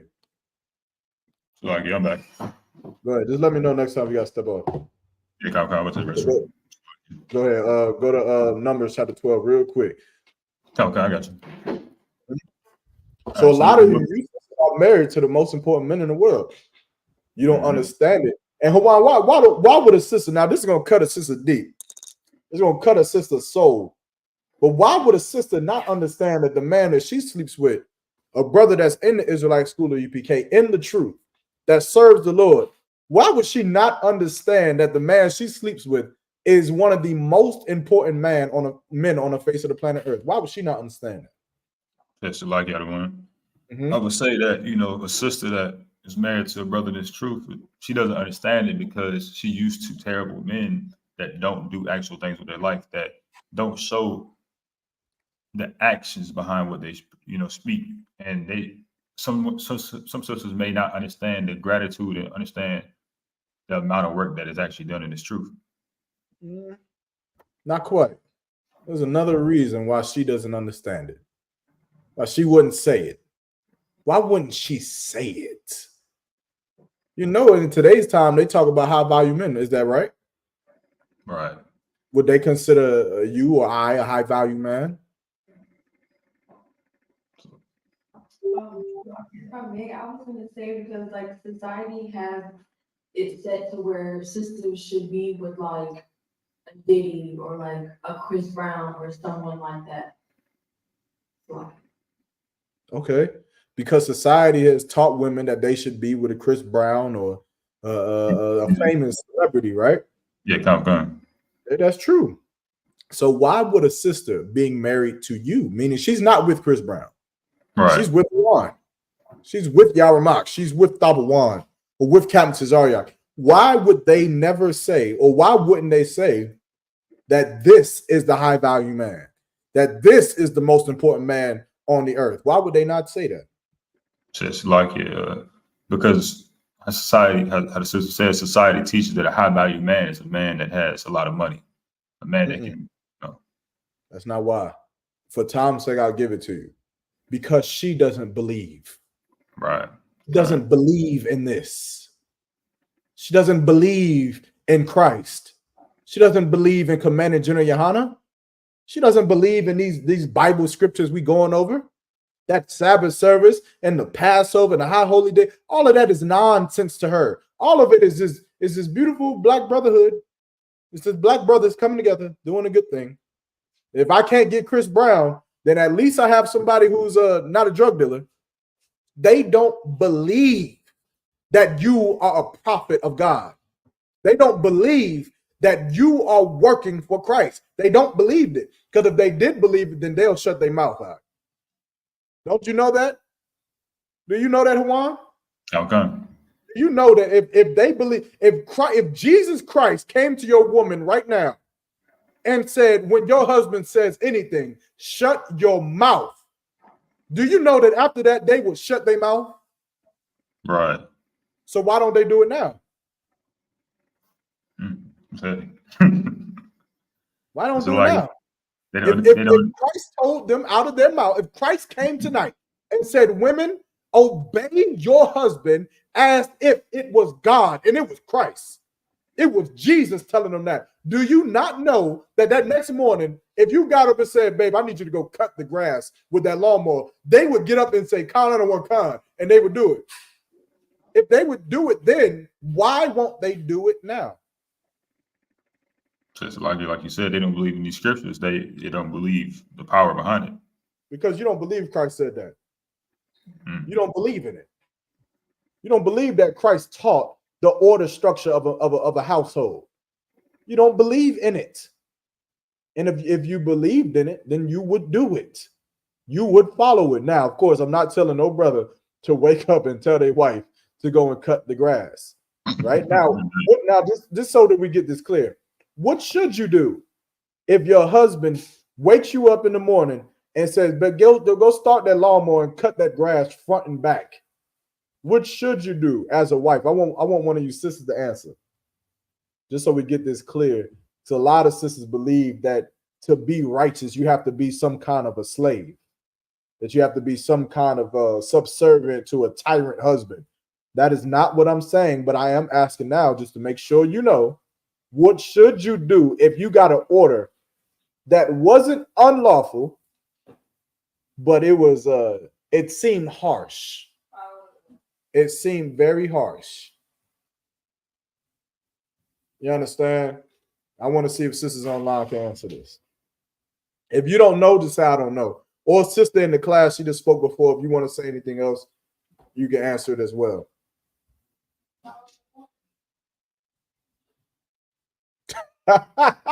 She said higher.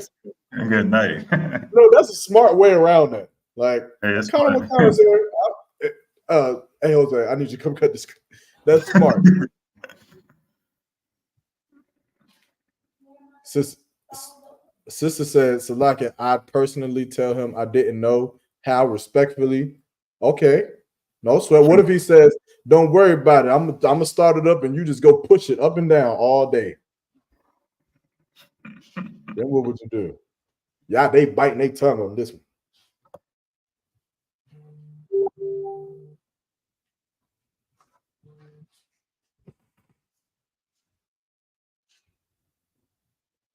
What do you do?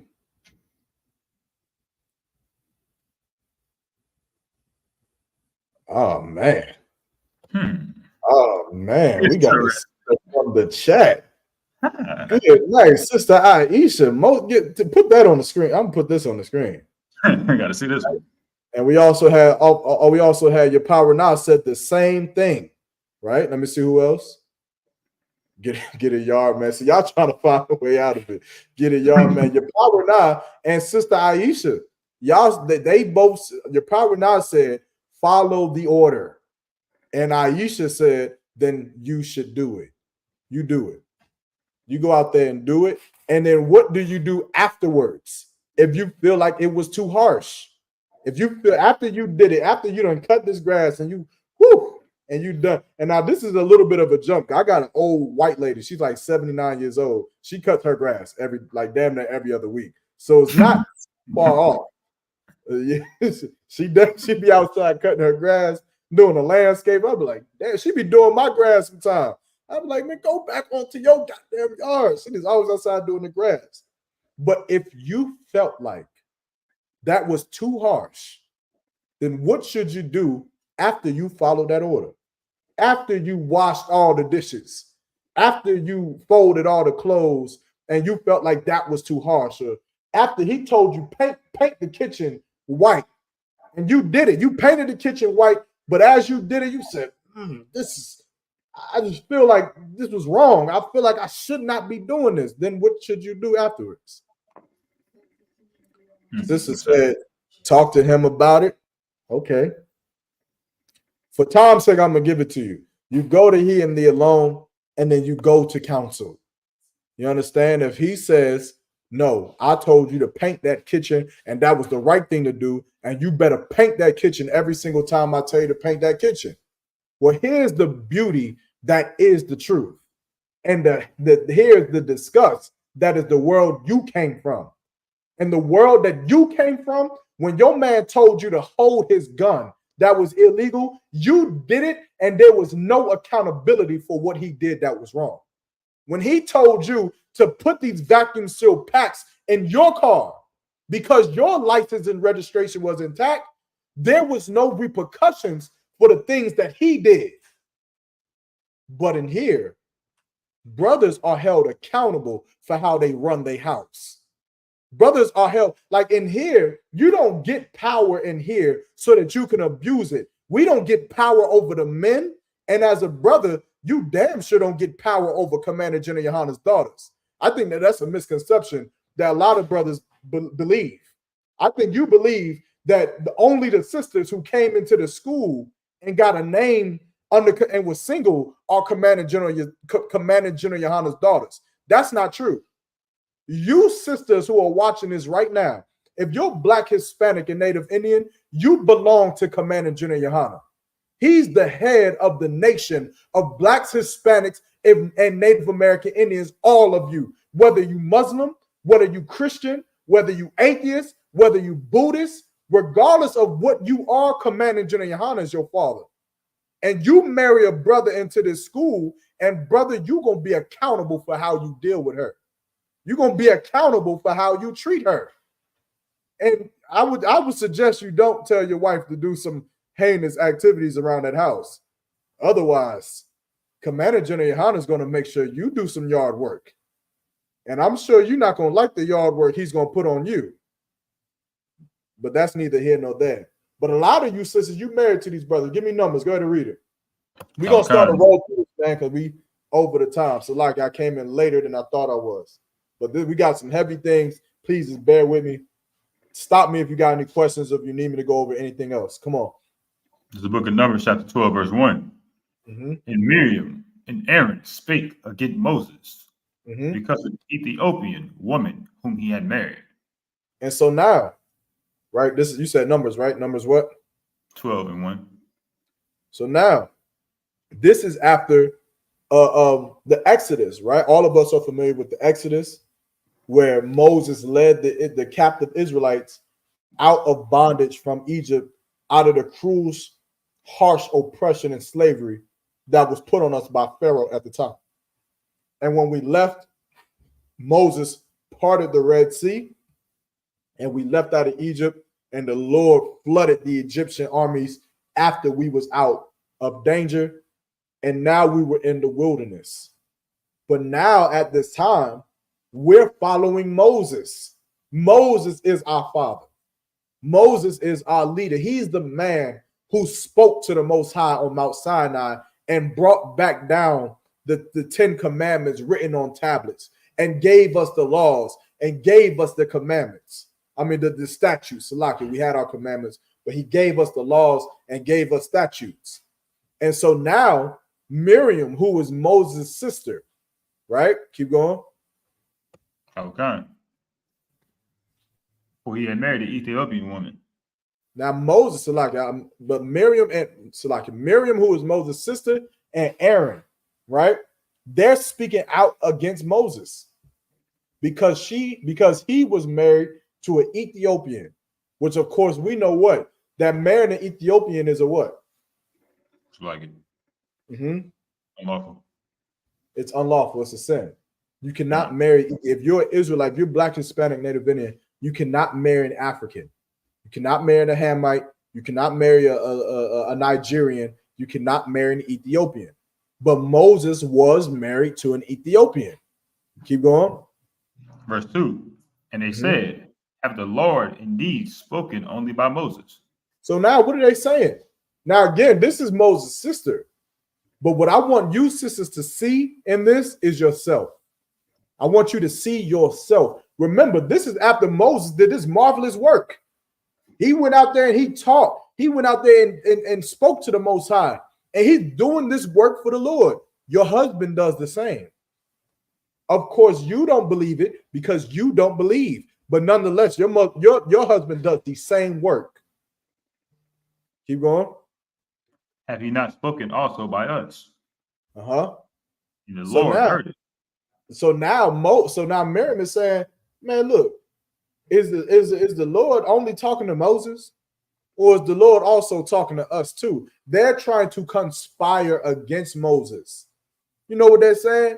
They say, my husband think that he an officer of 500, but they don't know that he be talking to all those women. They don't know that he begins. Doesn't the Bible say that you shouldn't be a drunkard? Doesn't the Bible say that you shouldn't be a drunk? But look at you drinking again. I bet you're going to get passed out on the side of the road somewhere tonight. Look at you. Look at, I don't know. I don't know about the, this is the one I hate. This is the one I hate. I don't know about the truth because my husband's a drunkard.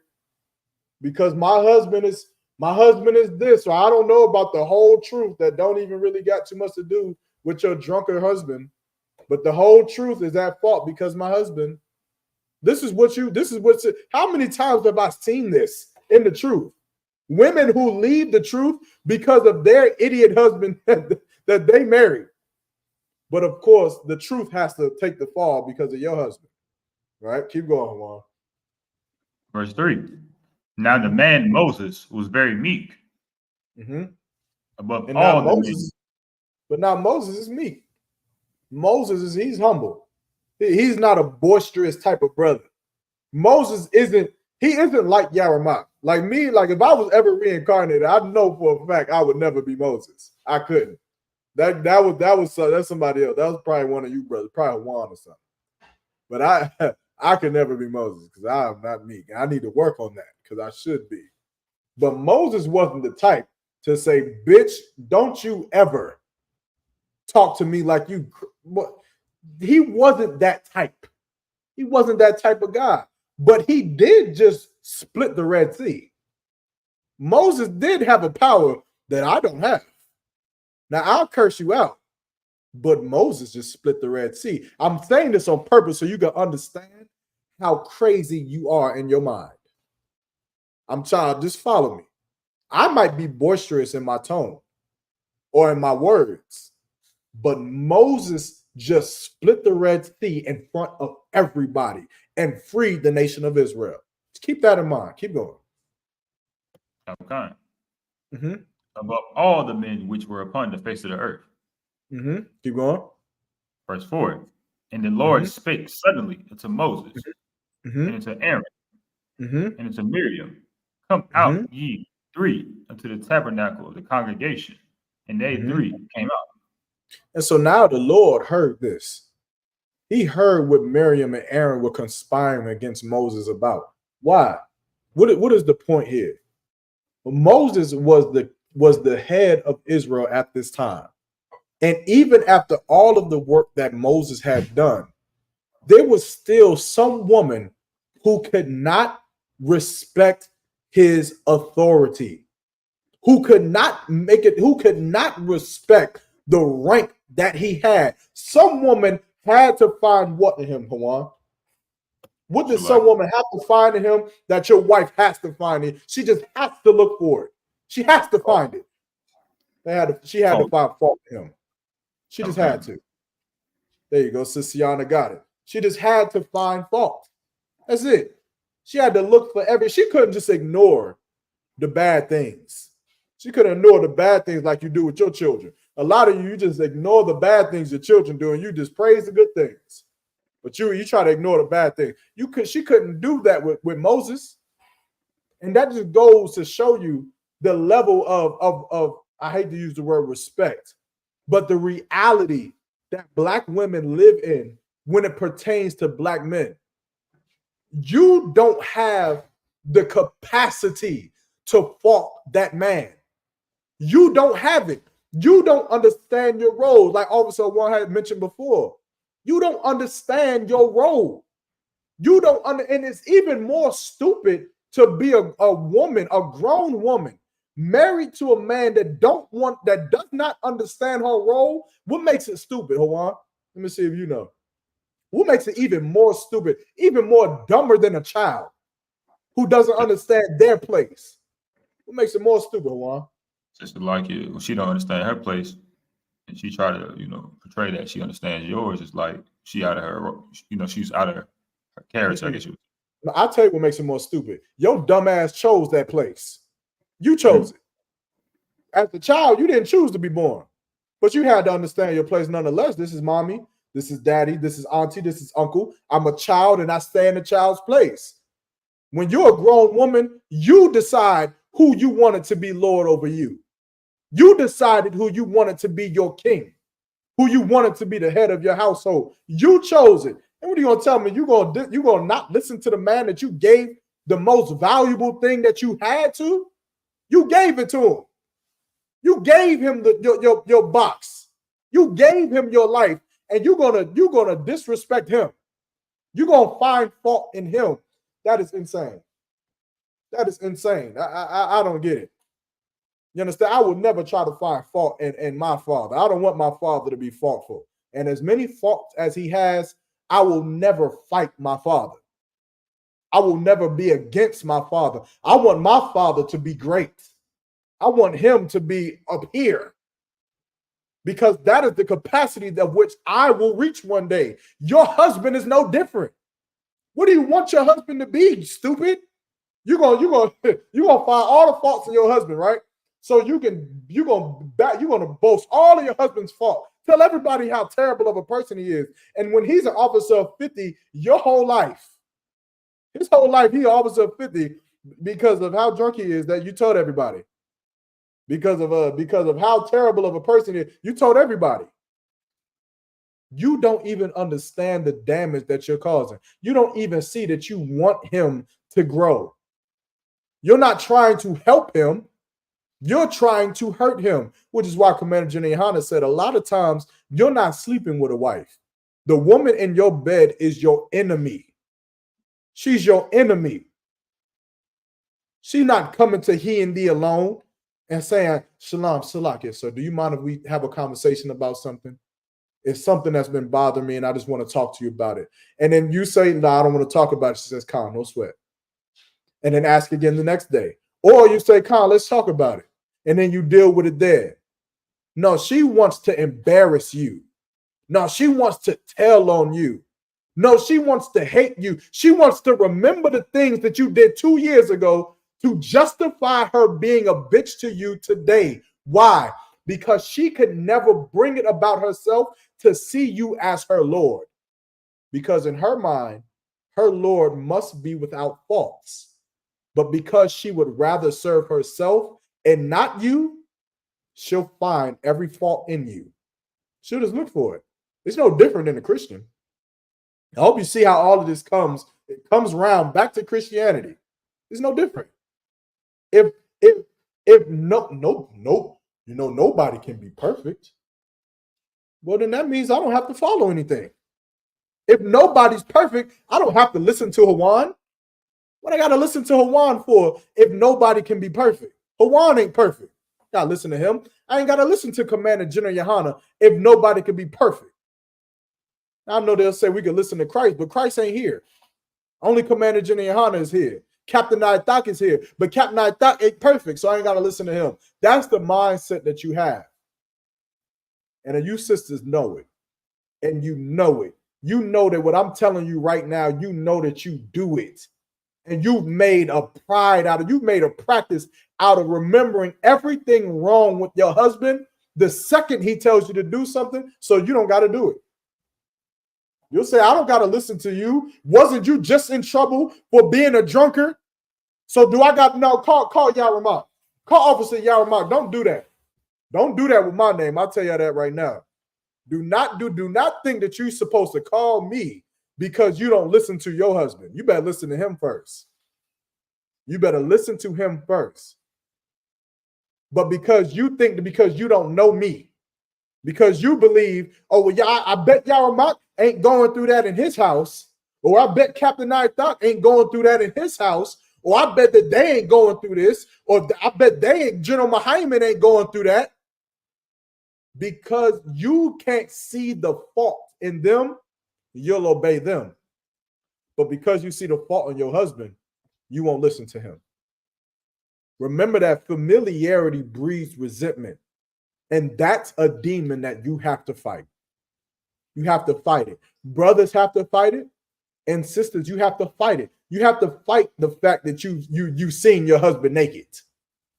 And so now you're fighting the fact that like it's like subconscious. You've seen him in his lowest place. You've seen your husband cry. You've seen your husband depressed.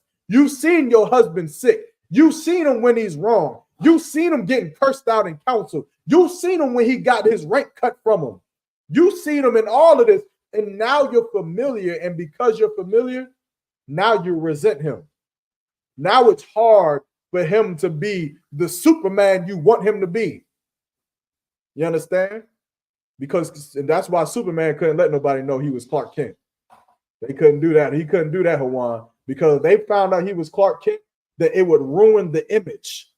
Right. But since it's your battle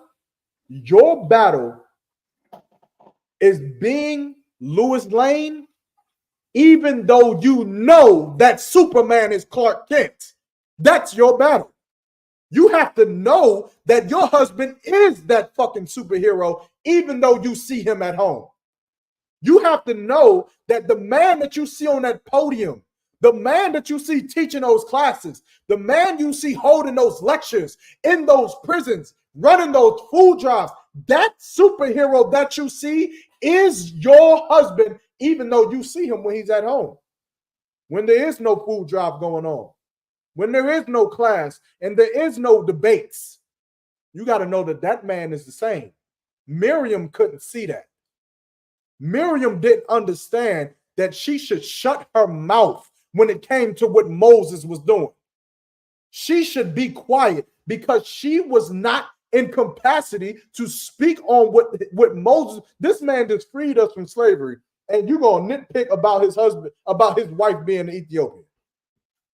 Just for biblical reference sake, Moses got his wife, the Ethiopian, before he was in the truth. Just so everybody understands, which is how stupid that this was. He got his wife before he was in the truth, and she still thought to say something about it. Now, sister, you got to think to yourself, what do you not forget about? What don't you forget about in your husband's past that you bring up when he's trying to lead? Not when he's trying to be a drug dealer.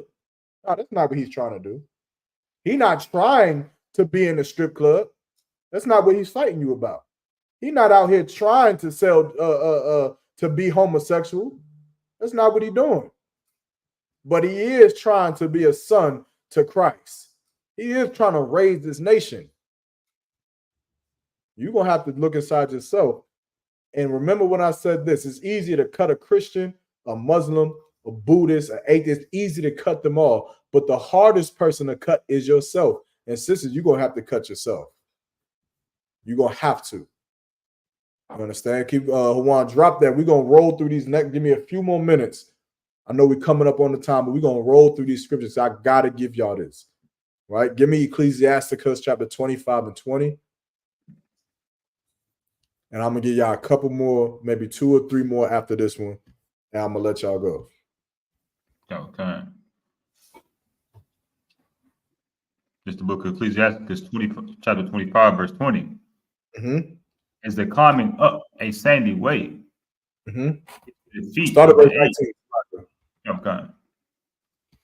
Verse 19. All wickedness is but little to the wickedness of a woman. All what? All wickedness is but little to the wickedness of a woman. All wickedness is but little to the wickedness of a woman. What does that mean?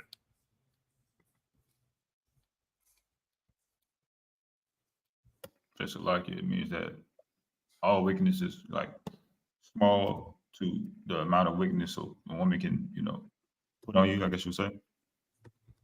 In what way? Man, the man that she's with. A little bit more. Sister gave an answer to you. Sister said all wickedness. Read it, so like my screen went off. What did she say? All wickedness doesn't matter in comparison to. So like, what's the scripture? I said Ecclesiastes 25 and what? 19. 19. Okay, no sweat. She said, all right, read what she said again. So Sister Shannon Ray said all wickedness doesn't matter in comparison to. Is she answering or is she asking a question? No, she's answering. Oh, okay. All wickedness is okay. No. That's not what that means. All right. Anybody else want to take a shot?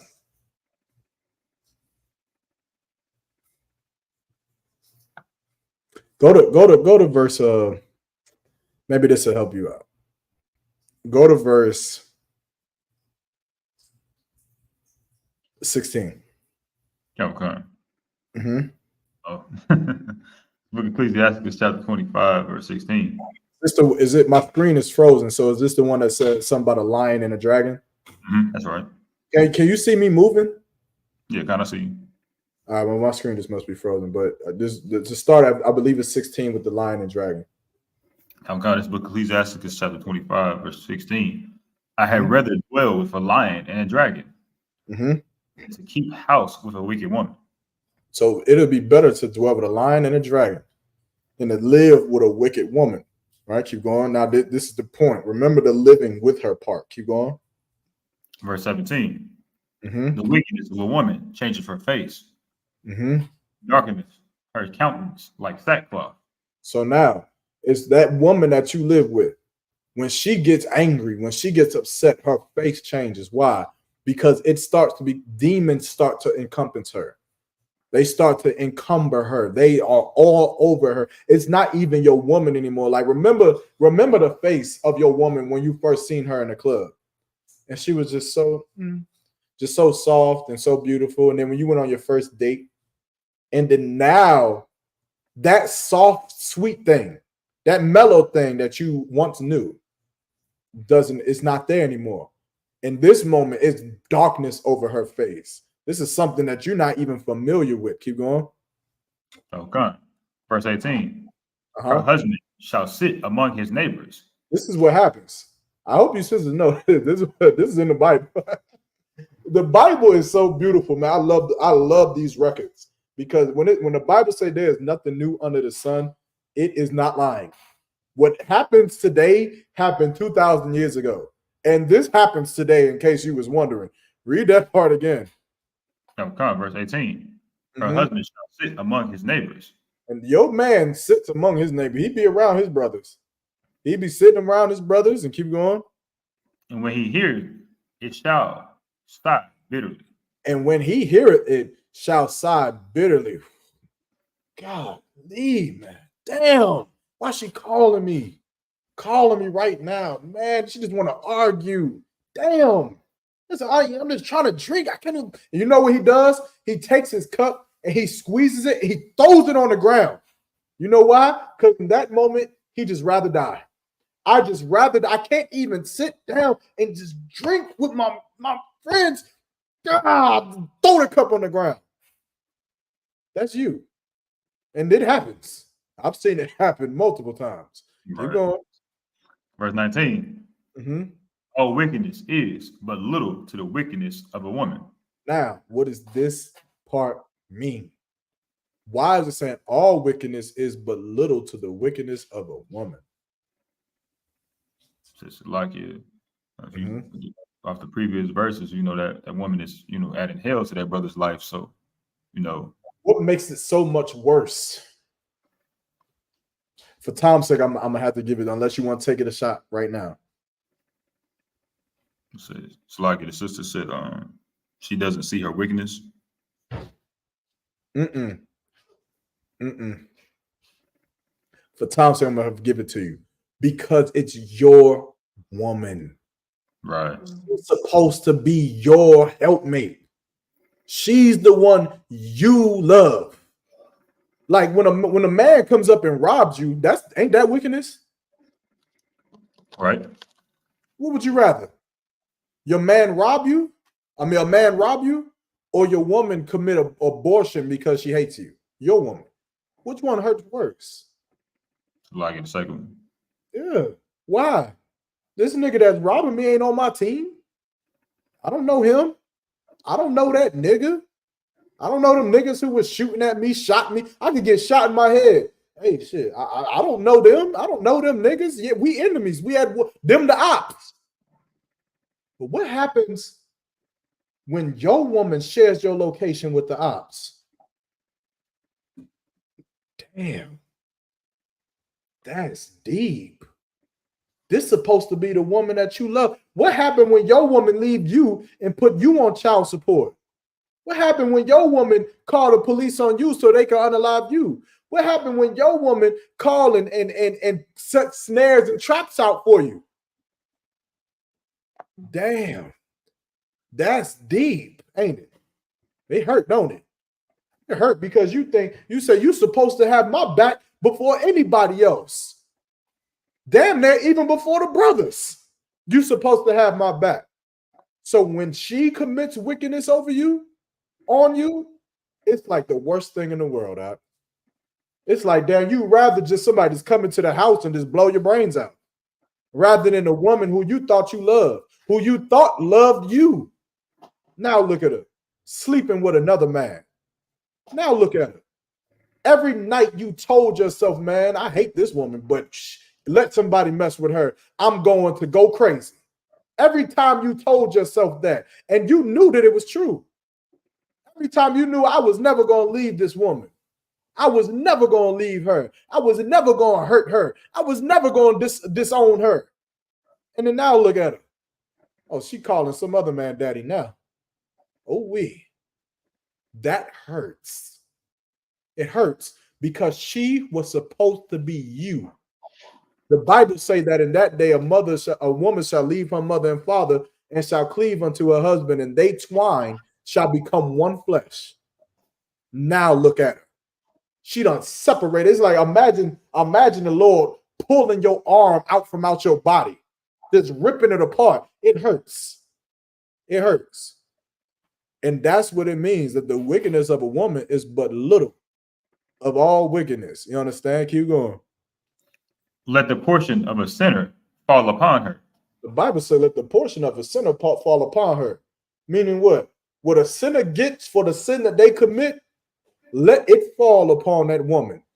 She gonna go and that's the beauty in the Lord. She gonna go and sleep with another man, and another man is never gonna stay with her. Ever. It's never gonna happen.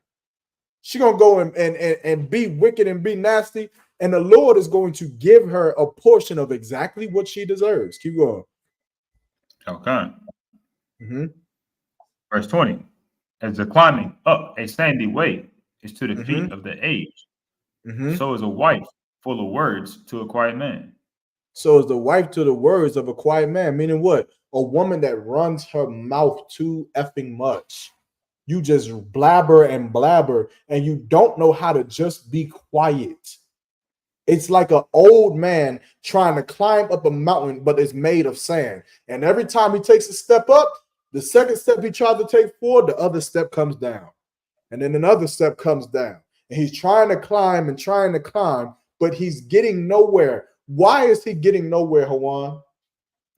To like it because it's, hold on. Because she won't shut the fuck up. That's right. Why. He's trying to say, but wait, just hold, baby, just Shema, please, Shema, baby, please, just be quiet, just shut up, just please, just shut. Okay, I understand. I heard you. Just shut up. Just please, just be. I'm trying to I understand you went through my phone. I see the pictures. I know that she called me 3 o'clock. Just please, and all she's doing is just blah blah blah blah, and you get no effing where because she won't shut the F up. Just be quiet. But she thinks that her mouth is what rules the relationship. She believes that. And it gets you nowhere. Sister, it gets you nowhere. I'm telling you out of love. I'm telling you, just be quiet. Being quiet will help you. Being quiet will make a man who actually did nothing wrong, make him feel like he did. I'm trying to help you. You just be quiet. Count on one concert, no sweat, and go to your room and just be sad. It'll make him be like, "Damn, you want to watch it? You want to watch this show? You want some wine? You want me to cook tomorrow? You want what you want?" Because he gonna feel like, "Damn, my little soft princess." It's almost like if you yell at a little Yorkie, a little dog or something, and the dog say, and go run away. That it's going to take the anger out of him. You mad at this little dog for barking. You say, shut your mouth. And then the dog says, run into a corner. that thing that was in you is gonna be like, it's just gonna go. It's gonna be like, oh shit, damn, fuck, look at this little dog of wine. Damn, let me go over here and try to pet it, or try to give it some oh no, give it a little treat or something. I'm trying to help you, but if that Yorkie keeps barking, even though I'm the big dog, that's what the Yorkie doesn't understand. I'm the big dog. You're not gonna outbark me. You're not gonna out physical me. What do you think you about to do here? Nothing. And as long as you think you're gonna outman me, we will get nowhere. This conversation is not gonna get nowhere until you say, "Well, I just leave me alone," and you walk out and leave, or something like that, which is stupid. That's not how we have to deal with each other. There are better ways to deal with each other. Keep reading. Verse 21.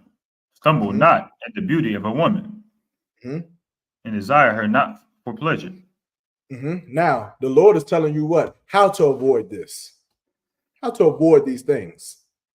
Don't get a woman just because she's beautiful. Let me tell you something. There's beautiful women everywhere. It took me a long time to really understand that. It took me a long time to really understand that nigga, there's about billions of women that are so beautiful that you will never meet in your life. They somewhere else. They in Tennessee or Los Angeles. They're out there, right? That is nothing. That is nothing. But having a woman that is going to be in the truth. And again, I'm telling you out of love. I'm telling you so you don't have to have babies by some woman that you're not even going to be able to see your kids with. I'm telling you. I'm telling you straight up. I'm telling you before you have babies with a woman who is going to leave you for another man. I'm telling you so you don't have to go through that. Don't look for the beauty in a woman before starting a family. Look for her righteousness. Look for her willingness to learn. Look for her subjection. Look for that. And then maybe you'll have a better start. Maybe you'll have a better opportunity. But then, sisters, you're going to have to learn to love the Most High. You're going to have to learn to fall in love with the Lord so that these relationships can last, so that you can look your mother in the face and you can get praised by your work. So she can look at you and say, "You still with that nigga that's in that coat?" And you can say, "Yep, we just celebrated our 20,000th anniversary last night." Like, damn, y'all been together for 20,000 years. That's what you should want. And this is how you get it. Juan, we're gonna go through a couple more. Salaki, I know I'm rambling, but I do not want to split this into two classes. I want to get it all out tonight. Bible Kashab, please bear with me, sisters. I know y'all out there, y'all gonna hate me. And I'm like, damn, I'm not ever watching y'all in my class ever again. Brother, if you could give me Proverbs 11 and 21 really quick. Out the water for everybody tuning in. And again, if you have questions, type them in the chat, and please just bear with me. Sisters, also, man, get these scriptures down. Like, y'all, that's another thing. Y'all got to start falling in love with the truth, like the brothers. Don't let the brothers take all of the love out of the truth and leave nothing for you. We love the truth. That's why we rock these clothes. We get these shields of Davis, and we got these headbands, and we go out to the clubs and we roll together and do what we do because we love the truth. Sisters, y'all love the truth. Fall in love with it. Get a pen and paper. You understand? Get a pen and paper. Juan, go ahead. Get a pen and paper. Start writing these scriptures down. Put them down in your notebook. Start writing down the breakdowns and the precepts. Brothers ain't the only ones who got to do that. You can do it too. Learn these scriptures. Grow into the truth. Get with the other sisters who's like-minded and grown with the truth. I know a couple of weeks ago or last week, the sisters in North Carolina from East Carolina and Durham, they went out and did a brunch. I think, what do you call it? Like a brunch together thing, right? With the sisters. That was beautiful. You should give yourself a round of applause for doing that. That's what y'all have to do. Get together with like-minded sisters and like-minded and serving the Lord, Get together and go out here and push the truth, push the sisterhood. Get involved in these classes. Write these scriptures down so that you can understand it, because the scriptures that you're hearing is going to be your wisdom.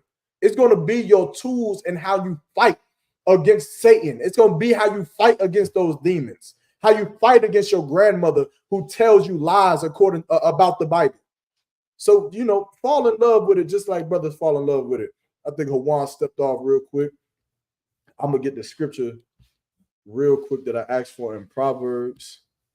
I think it's Proverbs chapter 11, verse 22 till he gets back. Luckily, my camera my screen started working again. This is Proverbs chapter 11 and verse 22. As a jewel of gold and a swine's snout, so is a fair woman without discretion. You understand? Like a woman who is not discreet, a woman who has to be told every single thing, what to do, how to do it, where to do it at. That woman is like she can be as beautiful as a golden pearl. She could be as beautiful as a diamond. But where she's at, which is talking about her mental, is as if she's in the nose of a pig, meaning her placement is disgusting. And it's something it's hard to touch. You don't even want to touch that thing, even though from a distance it looks beautiful. But she doesn't know how to cover herself up. She doesn't know how to watch her mouth. She doesn't know how to hold her tone. She doesn't know how to not be abusive to her children. That's another thing you sisters got to be careful about too. And brothers, you need to watch that, especially if you're dealing with a woman who got kids already. Watch how she deal with her children. She overly abusive to her children. She's snapping at her children. Have some patience with them kids. Now, even that's something I'm good with more than most. And I thank the Lord that I was blessed with patience, at least for children. But a lot of you can't allow your anxiety and your demons and your lack of patience to just make you be a tyrant to your children. You smacking your children or yelling at your children every time they do something that children is going to do. Don't do that. You understand? Have some discretions. Yes, you're going to have to discipline your children. Yes, you're going to have to pop your children if that's what you're going to have to do. But have some discretion with it. We're seeing too many stories about women and brothers unaliving their own children, abusing their children. Too much of that is happening, and we got to fix that. Y'all got to have some patience and some discretion with your children. You understand? They're not adults. They're not adults. You understand? You need to get that spirit up out of you anyway that makes you act like that. The Bible says that a woman without discretion is like a jewel of gold and a swine's snout. You understand? And you don't want to behave yourself in that way. I'm going to roll through this really quickly. I'm going to go to Proverbs chapter 9 and verse 13. Right? Okay, I got you. All right, go ahead. Speak of Proverbs chapter 9, verse 13. Mm-hmm. A foolish woman is clamorous. A foolish woman is clamorous. What does this mean? Real quick. So like the other one.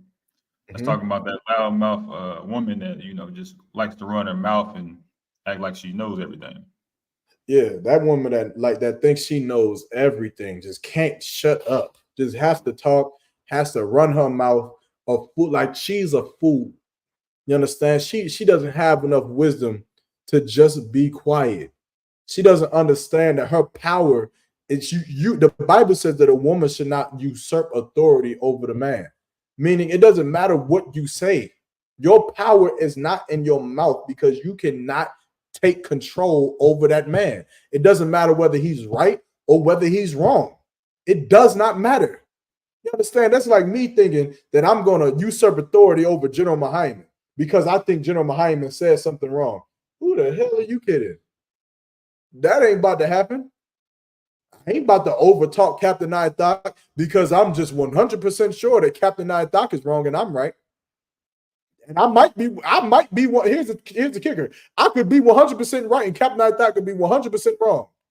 I'm still not overtalking that man.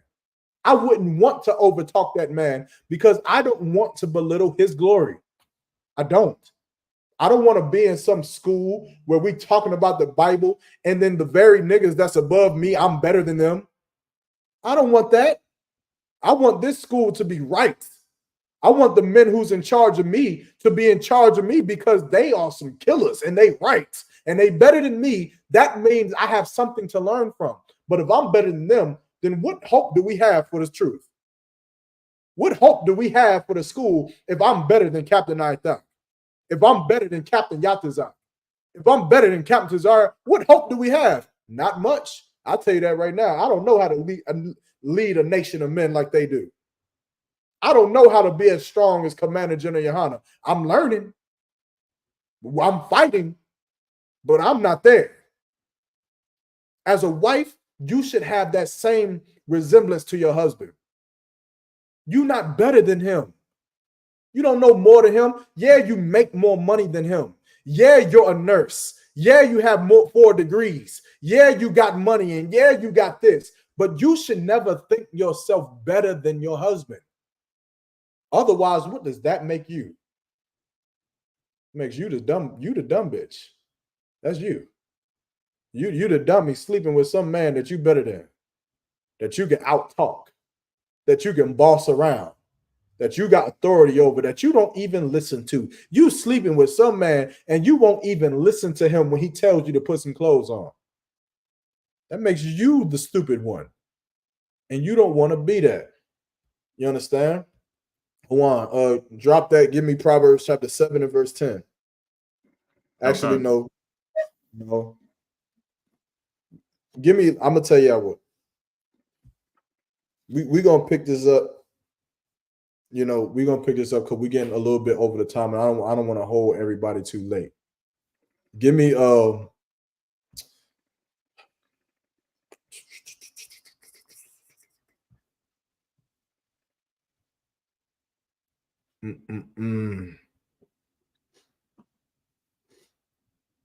Good night.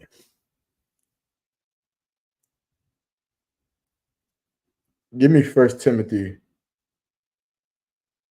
No, give me 1 Corinthians chapter 11, verse 3. Okay.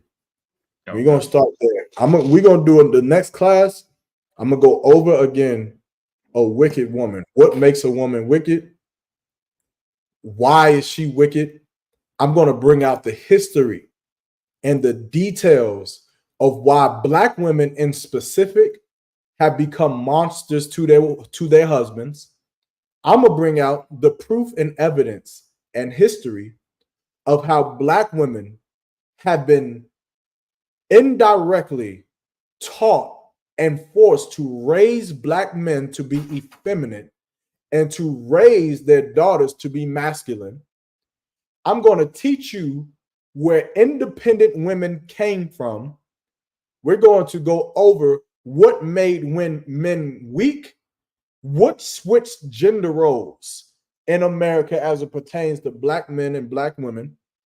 I'm going to break down why Black women believe that they should sleep with white women. And I'm going to break down why Black men believe that they should sleep with white women.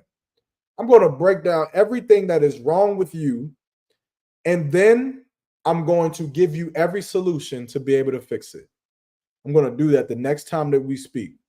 You understand? But for now, I would leave you with this. Hopefully this will make you last until we meet again. Read what you got. The book of 1 Corinthians chapter 11, verse 3. But I would have you know that the head of every man is Christ. So now this is the order of your family. The family that you chose to be a part of. The family you chose to allow yourself to be inserted into. No one forced you. No one put a gun to your head and said you had to be married to so-and-so. You seen a brother, you liked the brother, and you decided to open your legs for that brother. Now this is your family. Now this is how your family is ordered by God. Not your mother, not your grandmother or your aunts and uncles, not even your father. But by God, this is how your family structure should go. The head of every man is Christ. Meaning who? Who do we take orders from? Christ. When we decide the dietary plan for our children, Who sets the dietary plan? Christ does. We go from him.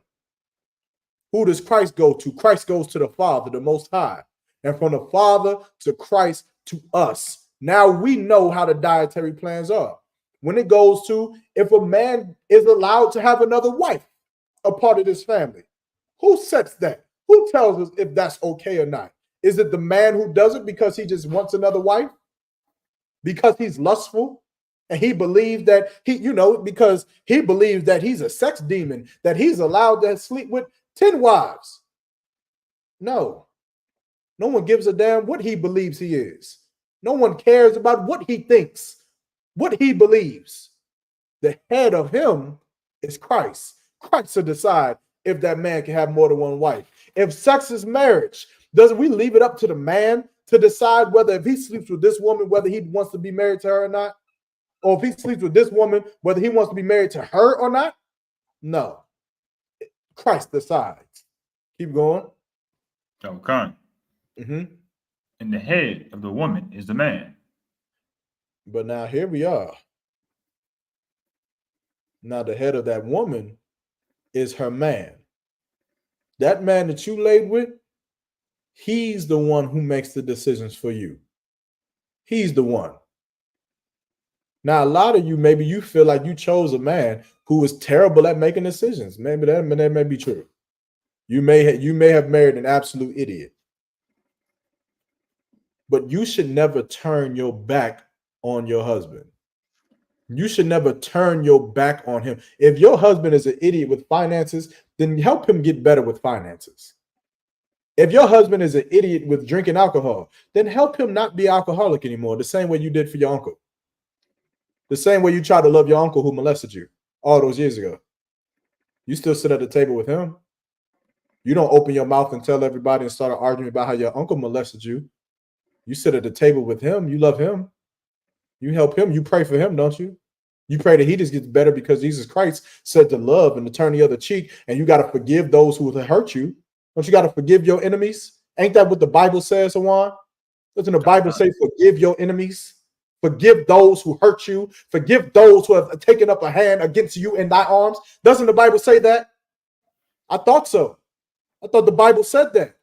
Well, if you could do that for your uncle, and if you could do that for your friends, and you could do that for every boyfriend that you've had, and every father who was never existed in your life, and for every mother who was abusive to you and was a drug addict when she was supposed to be raising you, if you could do it for them, then do it for your husband. Do it for him. You give it to him. That love you give to your family members, give it to him. But of course, you've seen your husband naked. So of course, Hawan, that's a little bit hard to do because they've seen you and they resent you because they have seen every low that they've seen you in your lowest lows. You're going to have to give that love to your husband because he's your head. Keep going. And the head of Christ is God. And the head of Christ, I think I said that earlier. I think we understand that. Okay. And the head of Christ is the Most High. Even Christ has a head. Even he has someone he has to report to. Even Christ has someone he has to obey. Someone you think Christ did what he did of his own merit?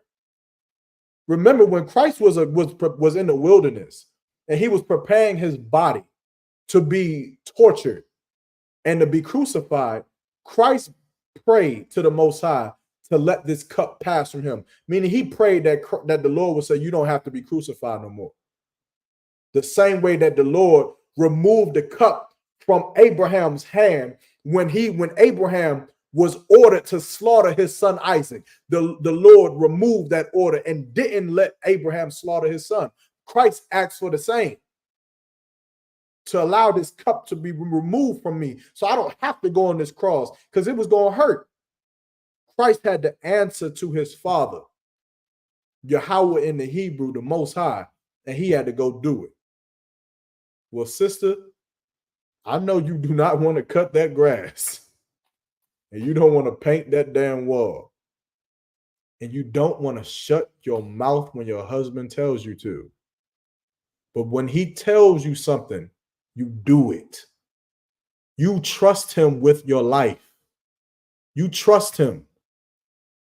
And you should trust him based off of the parameters of which you chose him from. This is why we tell you single sisters, you want to get married, you better come into the truth. Let General Mahaiman help you find a husband so that you don't have to be out there trusting in some drug addict. But you sisters who are married, especially married to brothers in the truth, then you're going to have to trust him, sis. You're going to have to. But I'm going to break it down more. After this class, we're going to come. There's not enough time to go over it. So the water for everybody tuning in and for bearing with me. But we're going to go over this, man, and we're going to break this down. And until Christ comes back, we are going to fight with ourselves so that we can make black marriages and black households strong again. We're going to make sure you sisters stay with your husbands. And you husbands, you're going to stay with them sisters. And we're going to get stronger and stronger and stronger. You sisters going to get strong. Y'all better go on some more brunch dates and do all of that stuff y'all be doing with the mimosas. Get together, take more pictures, rock the UPK, get that javelin too, but rock the UPK, rock that shield, man. Get them head wraps and them dresses on. Go into them workplaces, represent Commander General Yohana like you know how to represent him,